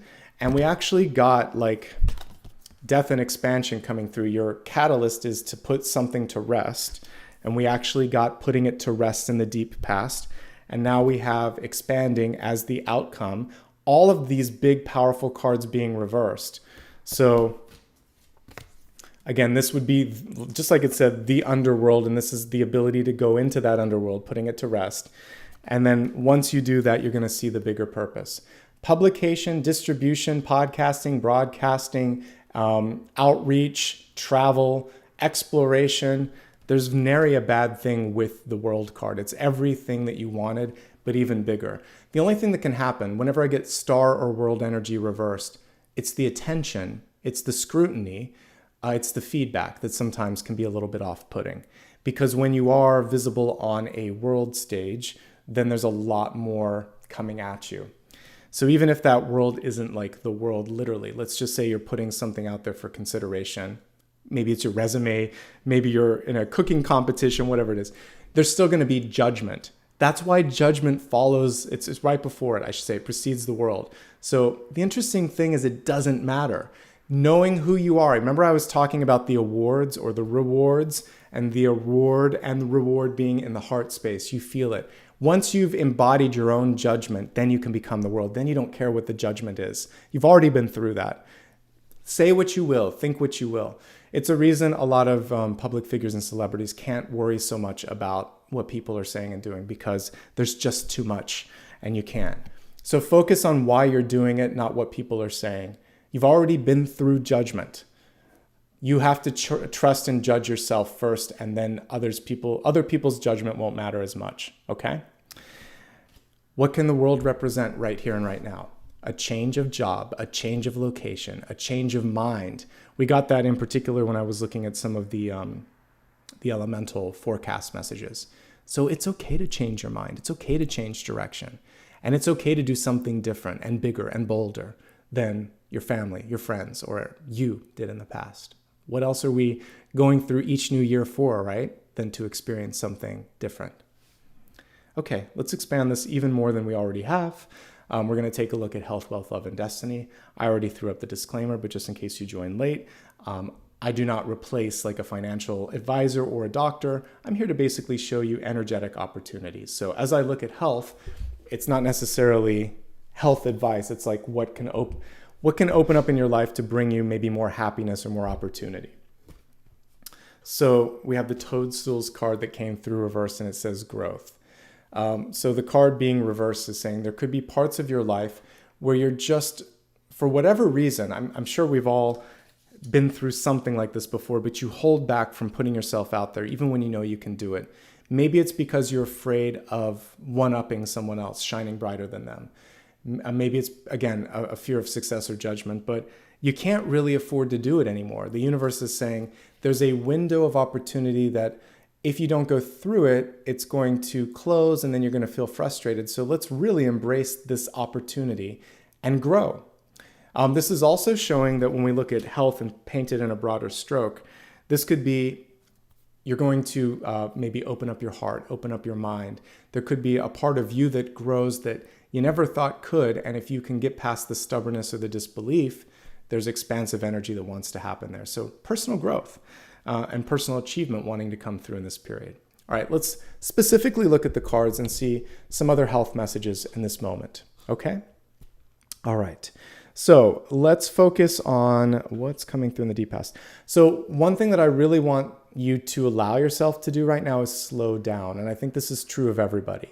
So if you've had an amazingly busy December, now first day of the new year, you're just like, I got to keep going. Rest is, for the young or something. No, you have to, you have to take a pause right now, because in this pause comes an opportunity to wish, an opportunity to see something differently, an opportunity to take control, an opportunity to be healthier and shine more. So rest is the biggest message that comes through from a health perspective.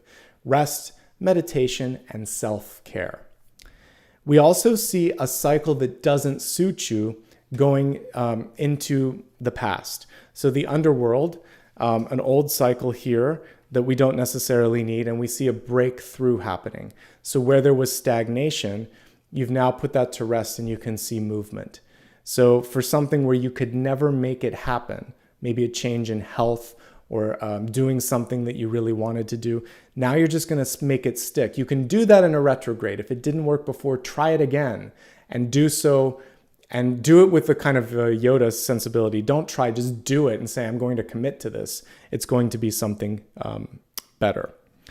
Taking more control and basically accountability for your life, that's something that you can do more of in this period of time.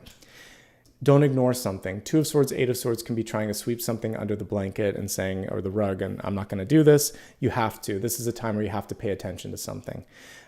This can also be just looking at, there are 2 sort of energy points that want to be highlighted here. One is around the third eye, and it can also be like migraines. So you could be having a third eye opening happening, but you could also be dealing with headaches or migraines, in which case you definitely should work with your doctor. This one can be vision. So you may be clarifying your sort of like figurative vision on something, or you might be having some vision issues. So vision issues, go to your doctor. But we actually see 2 visionary cards coming through where you could actually be clarifying and really getting clear on what you want, which is good for this because it's about making a wish. Might be time to change your environment. The World card can be where you work or where you live. Travel could also be advantageous as well. Could be an unexpected move on the horizon. Based on this, it's a fortunate one, something that's going to be fortuitous. All right. I like what I see here. There's really not many negative cards when I'm looking at this, except to slow down. Some of you might have had a close brush with sickness or death or something that was a mishap. Listen to that so it doesn't repeat, because this card will keep coming through until you learn your lesson. Enough said with that. All right. Now let's focus on wealth and self-worth. We have protection coming through. So it says angelic protection. The card is in reverse. It kind of reminds me of Archangel Michael with the sword. But this is about taking action and protecting what's important. So first things first, when it comes to intellectual property, and I have had a lot of dreams about the key and the lock and all of that. So definitely work with a lawyer. And if you haven't gotten something drafted up in a legal form to somehow protect yourself, you should. And this could also be a patent or trademark, copyright infringement, all of that stuff. So if there's something that you need to protect or claim, do that now. This is also just about speaking up or speaking out. Because again, I get a big archangelic energy with this, like Archangel Michael. So this would be saying, if something's wrong, you fight for what matters in your life. Some of you are being drawn to perhaps taking legal action or just saying, don't do that. It could just be about having limits and standing up for those limits in your life. Let's take a look specifically at the cards. I really can't emphasize how much I love that the Wheel of Fortune is at the center. She's crossing the cyclical card, which is saying positive change in fortune, positive change in direction. You have to believe, though. So if you believe in your potential, in your ability to manifest, and in the opportunity in front of you, then we see a wish being granted here. So I actually see a door opening. And where there was stagnation, like a glass ceiling or a lack of support, some of you, the move that you want to make is being validated in the cards. So a new job, a change of employment, or a change of environment could definitely be something that helps. We also see 1 year cycles coming in here with the Sun card. So I like where you're headed. We see this not just being right here, right now, like the title, but also carrying through the year ahead. Birthing energy, developing energy, and also boldness. People want to see you stepping into a leadership role. This is more of a middle manager. This is more of a boss. I want to really see you in that boss energy. What I love about the Sun card, unlike the Emperor card, is it can be younger than expected. And a lot of CEOs or inventors or people that step into something, they may be not the typical gray-haired person that you would expect. You can flip it on its coin and say, you're always a child at heart and you're never too old and you're never too young. Let's just take age out of the equation. The Sun card doesn't care. It's a little baby and it's also the most powerful card. So we don't have to choose one or the other. You have wisdom at every age. You have the ability to be reborn at every age. Pretty powerful message actually with that. Some of you may also be wanting to give back to the next generation because this is a card of, like I said, inner child or children. Six of Cups also constitutes one. So you might be wanting to give back, to teach, or to be philanthropic or something of that nature, and that's coming through. Your hard work will pay off. So I saw an award or a reward, and it wasn't just one, folks. I was in a room filled with like first place trophies. So hard work, good idea, recognition and expansion, and then also being seen as a star of sorts. The Sun is a star. So it's good. I see more than one shining opportunity on the horizon. Keep on wishing, keep on doing. It's a good year ahead. But it may be a rebound for some of you. These two cards are cards of loss or change or movement. And this one is saying, but I'm not stuck. I'm moving further. It's gonna be better. So whatever blocks you've had, sometimes I read the comments and someone's like, I've had the worst year ever and all this. And guys, I haven't had the best year either, but you have to focus on continuing to develop.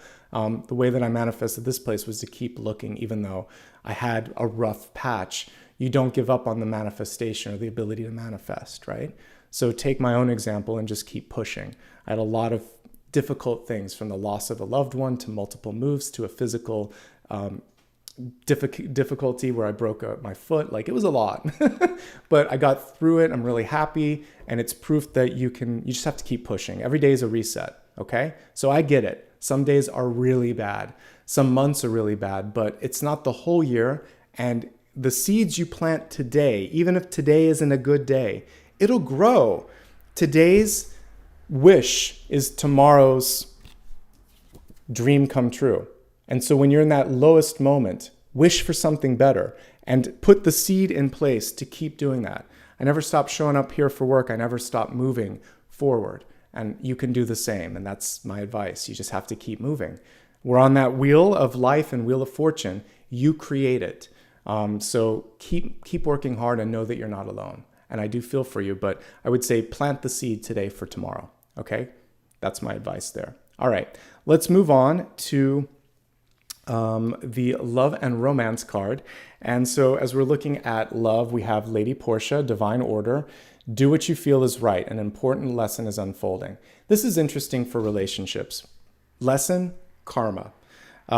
Do what you feel is right. Remember I had the justice card coming through, and it was basically asking you to make a decision. And that was for next Saturday, I believe, right? I have to try to remember in my head. So you're really being asked to do what's right, and you hold the key and you are the one that's the deciding factor. Don't kind of give your decision-making abilities to others. I think that's going to be, that's an important cyclical change. This is also a teacher card. So for those of you looking for love, be mindful of lessons you still need to integrate, because if you don't integrate them now, right here, right now, then those lessons repeat. And we'll look at that. I'm going to take it down in 3 different levels right now. Let's take a look first at those of you in love, then I'll look at those of you looking and those that are single and happy. If you're in a present relationship, you have choices to make. There are 2 narratives. Some of you have already decided to move on. So what I look at, I'm going to start with that one and then we'll go to the sort of more optimistic one. So for some of you, it's been stagnating for a while, and maybe there just hasn't been a lot of investment from the other partner. By the way, even though I'm looking at love, this can also be like a business relationship. It's someone that you think about, work with, and are kind of like, because they're both contracts, to be honest. So I'm seeing a lack of development or investment from one or both sides. And then we see moving on, and we see a wish for something more. It actually looks really good, and I can see something that doesn't have to be negative or acrimonious. It can be positive. You're the one taking the lead here and fighting for what matters, because when we looked at money, we had Archangel Michael, or an Archangel Michael-like our angel coming through saying, stand up for yourself. So I see a positive outcome, and this is a phoenix rising from the ashes, okay? So if you need to move on, everything here is aligned perfectly for that. Now let's look at it from a different perspective and assume that you're working to really stay in a relationship, but there might be some challenges. And they could be external or internal. I'm going to look at them here. Well, first of all, it's interesting optically. So if people were to look at you, we have the Sun card. They see like a perfect couple. As we know, this isn't always how it is. Or you may be looking at other perfect couples in your periphery, and it's difficult. It's like a 4 of Cups moment. Why can't it be like that? So here's the good news. 8 of Cups and the Fortune card on top of each other tell me that you can change things around. This is just saying we need to get on the same page, and then we can accomplish that. What I'm seeing lacking is maybe communication, and also there's very different approaches or very different ideas of what you want next. As we grow together and grow older, we change. It's not the same person you met. So what was important, 5 months, 5 years, 5 decades ago, it's not now. So it's about growing together. Sometimes you deviate, and we already talked about that. That's okay. But you can decide to twist and turn and see the person differently. And so it's just understanding that, that was once important to you. It's not important now. I can accept that, or I can wrap my head around that. There needs to be some discussions about the new vision. And I think it can be okay in that respect. Each of you need the control and the credit that you can manage this, because the other person may not see it, but if they see you as their sun or their star, then they trust that you can do this. So that's really all I'm getting at this is like, if you can see the best and believe in the best and support each other, I feel like it'll be okay. But I see something that's shifted or moved. A part of the partner that you saw before that isn't there anymore, it's been put to rest, or vice versa. And you're like, I can't be that person anymore, but I can still be your person, but you have to embrace the change in my direction or in my vision in order for that to happen. But I still love and accept you for all of your changes and your decisions and your quirks. And that's all that you really need. Unconditional love is about seeing the whole and accepting the whole. All right?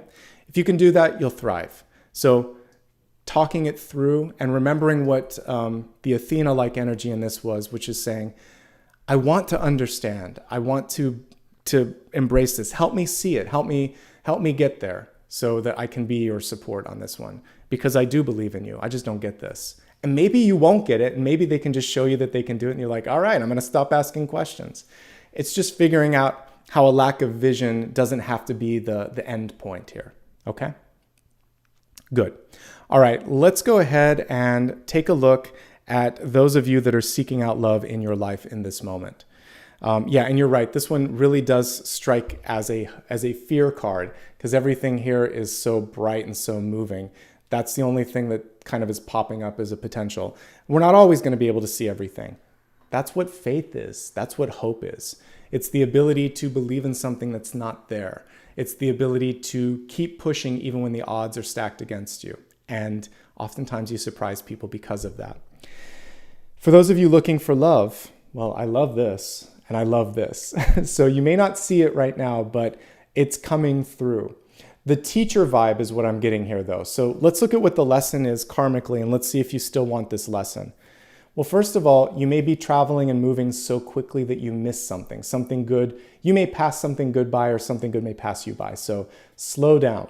If not, you're going to pull someone into your life that may have the exact opposite energy of you. So if you're a type A, go, go, go, this person may be like very chill, very difficult to initiate, and they're going to teach you in a very contrasting way the importance of slowing down.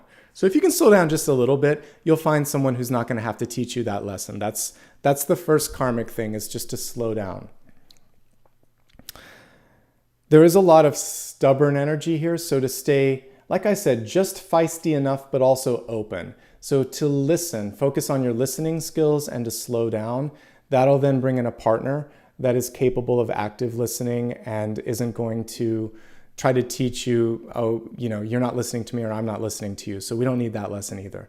So slow down to take care of yourself and listen to others. You don't have to agree with everything. You don't have to even take the advice, but you could at least consider it and listen. Active listening and slowing down will be helpful. Also, it's just going to set you up for success too. Let me see if there's anything else. I think that's the key thing here.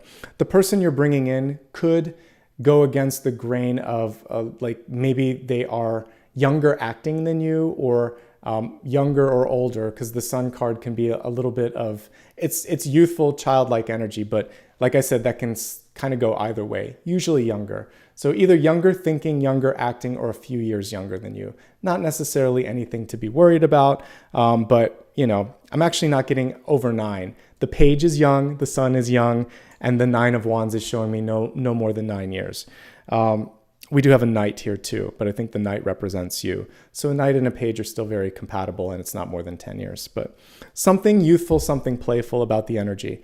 Someone who does not necessarily represent what you expected. The World card can be someone from a different place or someone that kind of turns your world upside down because it's not what you expected. I like that. It's your wish, but maybe a twist on it, something even more. And one way to manifest is all of this or greater. So you may meet someone who really knocks you off your socks because they're just basically everything you've been looking for. But guess what? You embody also everything that they're looking for. Like attracts like. So if you ever get someone that's interested in you, a boss, a friend, or a love interest, you've opened up this sort of connection and they value you, they like you.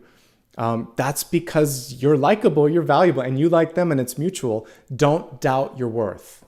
There's something about you that is just as appealing as what you see in them. So get out of your headspace is my advice on that one, and have some fun. Because this is a card of joy and playful energy. Pages are pretty playful too. This is a pretty playful card, and this is a fun ride. So have some fun. You deserve it. Okay? This is a control freak, which we all are from time to time. So try not to you can't control everything when it comes to matters of the heart. That's the main karmic lesson there. Okay, there is a past with this person. It could be this lifetime. It could be one or more lifetimes because we have 2 death cards that came through. So you may have had a couple times around the sun and a couple of lifetimes with them. But this time it's different, and we're going to move away from the biggest challenge is see them as who they are and vice versa, and believe in yourself. If you're single and happy, there's a chance right now we're shifting gears now. So for single and happy, there's a great opportunity for expansion. You may have something that the world and or company or whoever it is your audience is going to really resonate with. So this is the time to birth something, to create something. We see more of the same. You put the Page and the Nine of Wands together and they're kind of unstoppable. Stubbornness, Phoenix rising from the ashes, an idea factory, the ability to make things happen and to work well with others. It's going to be a good month for professional endeavors this month, and it's a great time to travel. Do focus a little bit on yourself. It does feel like you're putting the lens elsewhere. So introspective energy is going to be important if you're single and happy, and slowing down a little bit. But I see a lot of movement with money and partnerships and work. So it's a good month ahead for you. And you still may have a really cool person coming into your life unexpectedly. Maybe it's more of a friend vibe or a partnership sort of vibe with work, but it's good. Couldn't ask for a better card than the Sun when it comes to that. All right, let's move on to destiny. So we have the divine matrix, interconnectedness, synchronicity, and they made up a word that I can't even pronounce here. God instances, coincidences. Come on, guys, let's stop making stuff up. All right, so interconnectedness and synchronicity are the main thing. I basically don't believe that there are any coincidences, and so that word is basically saying, it's a synchronicity. We don't need another word for it. It's a synchronicity. When you create an opening or when the universe opens something up for you, it's you co-creating, and that's really what that last word is. Interconnectedness, you're a part of this. So not underestimating your ability to create the thing that you want the most. That room filled with awards that I saw. Spirit was saying, you can have this, but you don't need this. And by the way, everything, it's all within. So this period of time, you are the co-creator and you are creating the synchronicity that wants to open itself up. That's a big old Ace of Pentacles if we hold it back. And it's as many Ace of Pentacles as you'd like. And we have the Ace of Pentacles at the center, even though it's a Wheel of Fortune. She's holding a seed pod that has a bunch of little aces that are going to fly out there. So at least one of those aces is going to stick, and this is going to be a really exciting period for you. 7 days, and also as we're looking at the year ahead, I think it's a really nice start to this year. And it's been a really bumpy road since 2020, hasn't it? So the past 2 years have been odd, to say the least. So I feel like we're seeing a shift in the positive direction, and we're seeing a return to form here from what I'm looking at so far. You know, time will tell, but at least the next week ahead's looking pretty good. And hopefully, from what I can see in the January stuff that I was pulling in all the signs, it looked pretty good too. Okay? Now, let's pull a big idea card. And the big idea will really connect us back to my core message right here, right now. So in a single card, no pressure from the universe, what should you be focusing on today? Like whenever you watch this, whether it is Sunday or whether you're watching it during the week. Okay, the card volunteered itself. And it really wasn't reversed. It just was, I flipped it over. So this is a powerful Two of Swords. It's a very untraditional view of it, but I like it. Don't let someone push their vision on you. Typically, the Two of Swords is a person who sits blindfolded in front of a path. Sometimes they're facing it, sometimes they're not. Usually they're facing us, the viewer. In this one, we see the sword representing an opposing viewpoint and someone forcing you. They're holding that sword against the person's throat and they don't know what to do. So the sword represents thoughts, communication, ideas. They're trying to almost use you as a puppet, right? And so it can come in a very subversive or very subtle form where someone says, isn't that right? Don't you agree? Right? And it's not right. And you didn't say it and you don't agree. And all you have to say is, I don't know what you're talking about. No, that's not what I said. Or no, just a simple no. This is what I said. This is what I think. That'll take them by surprise. So the simplest way is to disagree in a kind and neutral way. Say, no, you must be thinking of someone else. That wasn't what I said. Or if you can find the email, because I don't remember saying that. This is what I think, now that you ask, now that you bring it up. So you're going to take the sword back and you're going to reframe what they're trying to say just to clarify it. So for some of you, you're standing up for yourself. Some of you, you might be, you could also be you might have been pushed. You could have said, you know, I said that because I was afraid to really express what was on my mind. Here's what I think, because maybe you did say it. But this is a chance to get that sword back and to reclaim your power. You have a sword in front of you, so you can use your own to fight for what matters. And that's basically a very non-traditional, non-orthodox view of the Two of Swords, okay? But even in the traditional Two of Swords, it's basically saying, I have to choose what's right for me. She has blindfolds, but she still has this third eye that's open, typically. We have a male. I actually kind of like that they switched the, instead of a woman, it's a man here in the foreground, and he has to kind of reclaim it. But it doesn't matter. The traditional one, it's about doing what's right, even if it's not what's obvious. And it's also about talking about what you need to talk about, even if someone doesn't want you to. And so this still carries with it a lot of valid points from the traditional Two of Swords. So that's kind of powerful. Do what you need to do what needs to be done, say what needs to be said. Don't get pushed into saying or doing something that isn't right for you. All right, now we're going to do, and I'll try to update this graphic so it's good for next weekend, but now we're going to do the viewers and readers' choice. Traditionally, I did it before, but I'm like, it's so much more valuable to do it, at this point of the reading, because we can see the whole thing and I can usually remember what we talked about earlier.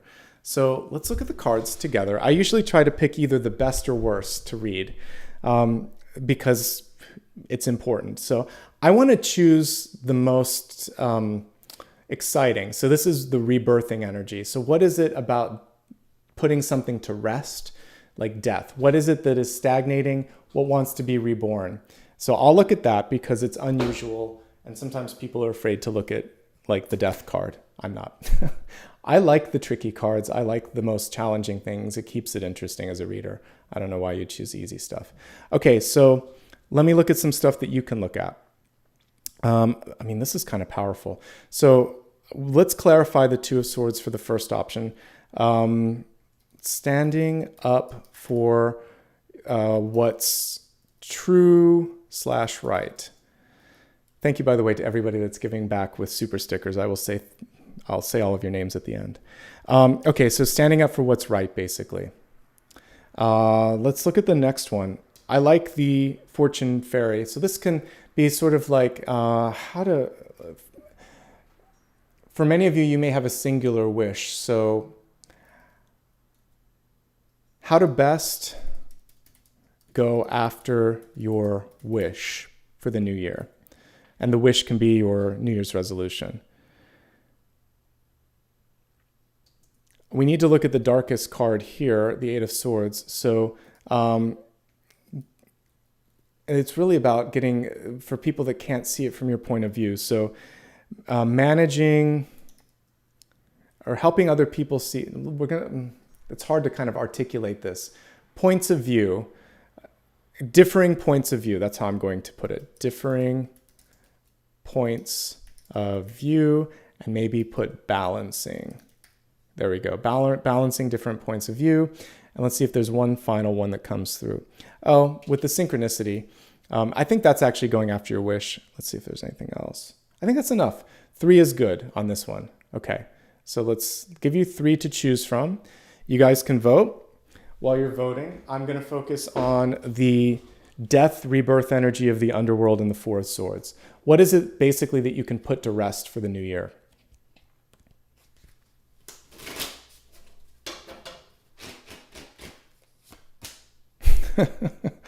Wow, that is a powerful Ten of Swords.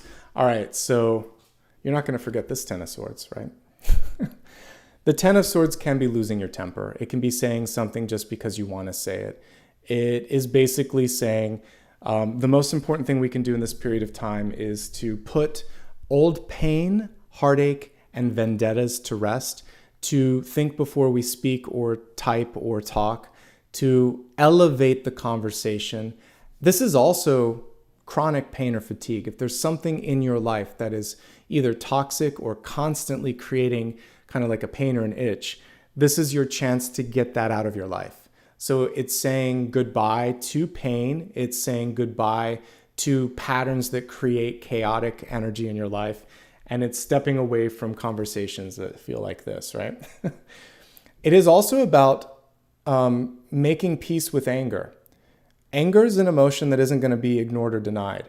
So this is a case where if you're angry about something, talk to someone. Talk to a therapist, talk to a counselor, talk to a friend. Find a way to channel, to honor, and to understand the anger. Anger isn't the problem. Anger is what's on the surface. There's a root to that problem that needs to be dealt with. And the Ten of Swords is basically coming through so you can deal with it. There's a reason we feel better after crying, screaming, or having an argument. It's because it got out. There are better ways to exorcise the energy, and that's one of the things that we can focus on for the year ahead. Again, I'm not a counselor, but I talk to counselors sometimes, and that's one thing that I've learned is that, it's just the surface, and we can't judge ourselves so harshly because we lose our temper or our cool. We just have to work better at not doing that in the future. All right, let's see what you guys chose for me. How to best go after your wish. Yay, I like that. That's fun. That's a nice refresh after looking at the Ten of Swords there. So what we're clarifying is this beautiful Wheel of Fortune card that came through, and we saw that it did manifest here in the Sun card. And then we also saw the Synchronicity card here. So I want to see how I can empower you to create that synchronicity in your life.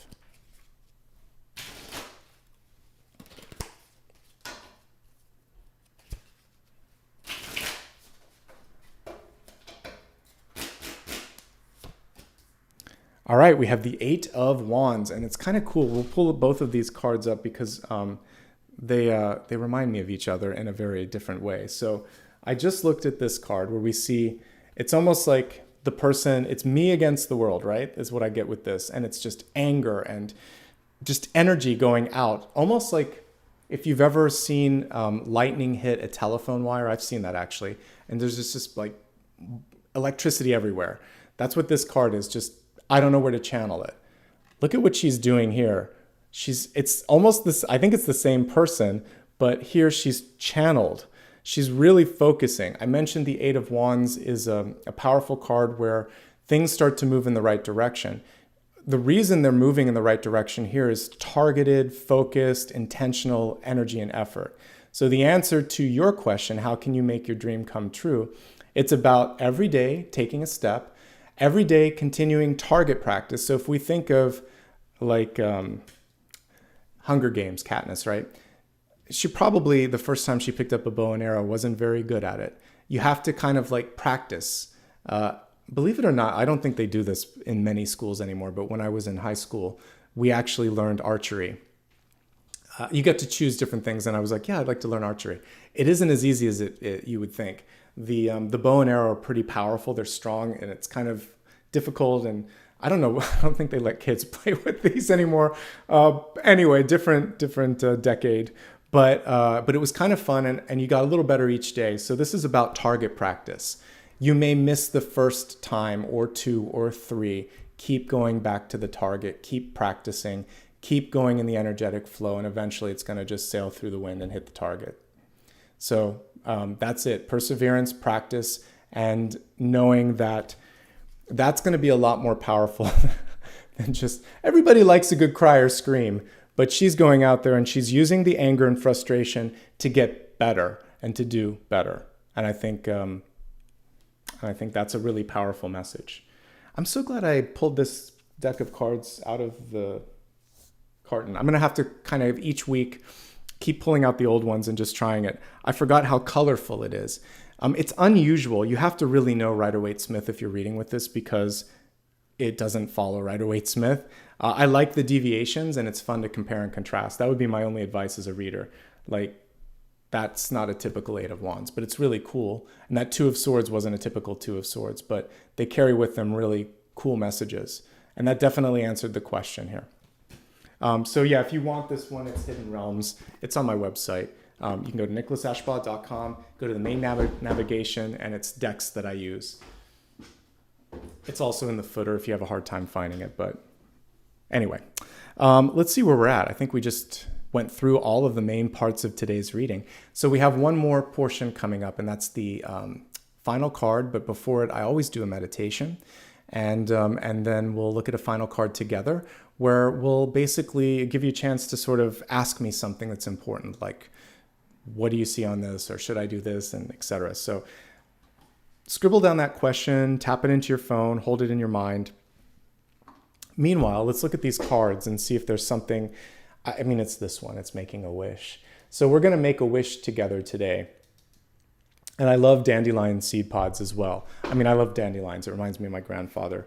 When I was a kid, long before the health fad, this would have been, it was like the 80s. My grandfather would go outside and pull up dandelions from our garden, because my dad was going to take a rake and kill them or whatever. He's like, no. So he pulled all of them out and, or basically cut them down to the ground. And he said, we're going to wash the greens and we're going to make salad with it. And I thought he was crazy. But it was long before I was like, are you sure? Is this a weed, Grandpa? He's like, no, it's not. This is salad. He was Italian, and that was something they used to grow in the garden back in Italy. And so he kind of taught me early on, like, the importance of slowing down, recognizing different things. And it's kind of cool that what we see as a weed is actually this beautiful flower that has the ability to spread, and it's quite resilient. You can eat most parts of it. You can make tea from, I think, the root as well. And it's a very powerful sort of totem here. So we're going to be looking at the seed pod here. So it looks just like that. It's circular if you've never seen one. And basically, if you just take a deep breath and blow at the seed pod, they all take flight, and they have these little propellers. So close your eyes, if you will, and imagine that it is a spring or summer day, and you're in a field filled with dandelions. So all these beautiful golden flowers around you, mirroring the energy of the sun. It's no accident that they have the dandelion and the sun. I used it as a totem, so if we go to the French, dent de lion, it's teeth of the lion because of the jagged flowers. So anyway, so we have like that brilliant solar energy, we have the courage of the lion, and we have this little propeller that can take off. So imagine that you're picking up one of the seed pods in this pool of flowers that's ready to reseed, and you're going to hold it up to the sun. And I want you to make a wish or set an intention for the year ahead. What is it you want to see, feel, experience most? And as you hold it up to the sun, look at all these rays of light, and they're kind of coming through it and spreading out like a prism or a disco light. And so before you let the seeds go out into the universe, because you can make more than one wish, but one will be most powerful in this meditation. See that light is infusing this, and it's kind of backlighting it. Close your eyes, believe that you can get what you want, believe that you're going to be able to see the path towards that synchronicity. Exhale. And just relax. I'm going to play a singing bowl. We'll come back and we'll look at your final question.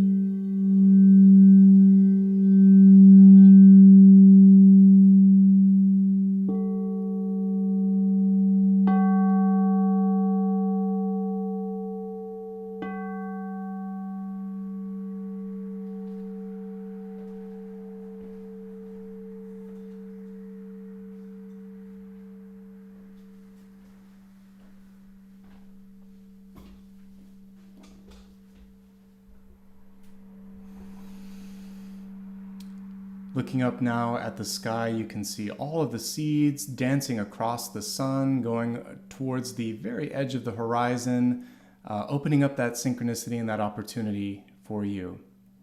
thinking to yourself, I can do this, I will do this, I am doing this.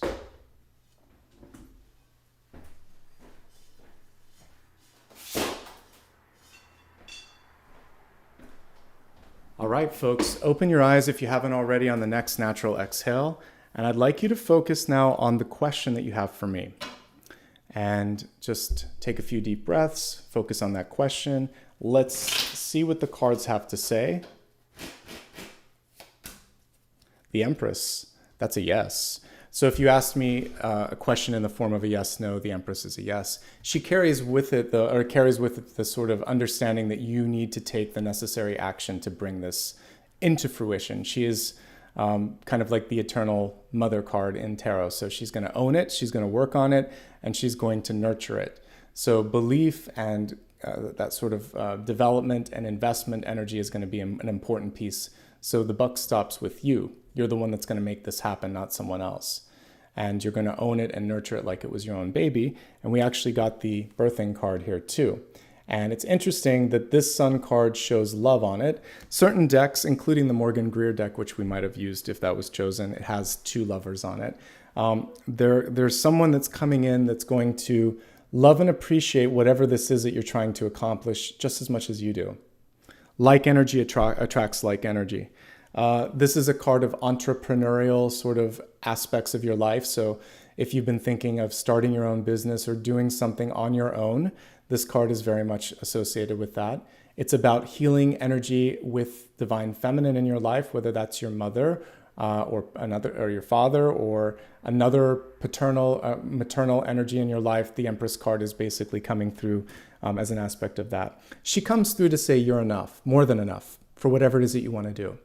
Even if you didn't receive that, or even if that person is absent from your life, you now embody that. And I like to remind folks, at a certain point in our life, we typically will outlive our parents, so we then embody the divine masculine and feminine. And so this energy is coming through right now to say, you've already got all that you need, even without grandmother, mother, father, or whoever might be in the picture.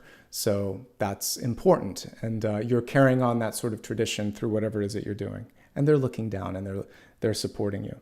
And even if you lack the support here, it's your higher self loving you and saying, I've got you. Okay? So it's a great card. It's a great reading. We got some good energy coming through. The only thing that we want to avoid is the Ten of Swords based on what I saw, and that is manageable. That's basically slowing down using the Hanged Man like we talked about long enough to validate our communication and our understanding of someone else's communication before we kind of like jump into a crazy zone and say something we don't want to say. So what a nice way to start off the year. Always fun to be here with all of you. From my heart to yours, I don't even know if I said Happy New Year. I think I did at the beginning, but I'm wishing you the happiest of New Year's. Let me take a couple moments here to thank those of you that gave back while I'm doing that. Thank you, Dakota, for your moderation today, for helping keep the chat safe. Thanks to everybody for hanging out with me. I know you have a lot of things that you could be doing today, so nice to have you here. All right, let's start with members first, and then we'll move on to anybody that contributed. Okay, so beginning with members. It looks like we got quite a few that joined within the past 12 hours, so I'll just name all of them. Some of them may have been before the reading, but it looks like we have here Becky, thank you so much for rejoining after 1 month. Yogini Saul, thank you for rejoining after a month. Let's see, Humdia, thank you for also rejoining after 3 months. Kara Ogden, thank you for rejoining after 5 months. Susie Vargas, welcome back again after 1 month. And then we have a bunch of new folks here. I think it's Gizem. Thank you so much. Diane, Deja Vu. And then welcome back to Terry Talent. Helena, thank you so much. Bonnie Castro. Sapolina, let's see, Mobot Industries, Ryan Emerson, and Mary Kate. Good to have all of you here, whether you rejoined or you just joined. It's good to be here. It's good to have you here. And now for super stickers and super chat, give me a moment here and I'll try to work through this pretty quickly because I know we had a few here. All right, so kicking things off at the beginning today was Yvette Sanchez. Thank you so much. Always good to see your face here. Yoga Rising, thank you as well. Starshine Leo 811, thank you. Misha Crane, Happy New Year to you as well, thanks. Candy Rosso, Diamond Kitchen, Catherine, Lucy Rodriguez, Heidi Joe, Kay Ross, Julissa, Lisette, Bonnie Hagan, thank you for the 100. That was a beautiful kickoff to the new year. I appreciate that. Christina, thank you. Jeannie Hart, Leslie Monaghan, Sherry Robinson, Bonnie, thank you for the 250s in a row as well. That's a nice way to start the new year. I appreciate that. ADA or Ada Garza, thank you. April Rain, Brandy Fuller, Karen's Curative Quest. That's a lot of alliteration. Thank you. Lexi B, Jordan Gloss, Dulce Ramirez Daly, thank you so much for the 50 as well. Kathy Ahern, good to see you. Eileen, thank you for the 50. I also know you've done a lot of gifting of memberships this year. Thank you. Elmina Soros, thank you. Not As Crazy As You Think. Cool name. Nicole Marquez, Wendy Wright, Hokulani, I hope I said it correctly. Karen's Curative Quest, thank you again for that. Colleen Whitaker and Nicole Fenton. Let me see. I think I saw a couple of new ones here from Fiona. Laura, thank you for the 50 as well. Nicole Fenton, thank you. Let's see. For 2 in a row, I appreciate that. I think I got everybody. All right, folks, I hope that you are, again, off to a great start in this new year. Remember to take some time for yourself. One of the things we saw today was that 4 of Swords reversed. So it looks like you're going to have a great week ahead. So just being mindful of rest, relaxation, and self-care. It's a really good way to set the intention for a good year ahead. All right? Apollo's already in the other room, ready for a walk. So I'm going to go walk Apollo. Thank you. Raise your frequency as well. I'll be doing some new things in the new year, like I said, to be announced. And I'll be doing more with members in the new year. I've already started that. And I'll try to do some unique things for patrons as well, just to say thank you for you giving back to me. In the meantime, from my heart to yours, I'm wishing you the best in prosperity and happiness, in love and abundance in the highest forms. And I will see you again this week. Keep an eye on my main page. I'm usually live Monday, Thursday, Friday. I may take Monday off. We'll see how I feel tomorrow. So if not Monday, then Tuesday. Lots of love. See you soon. Bye-bye.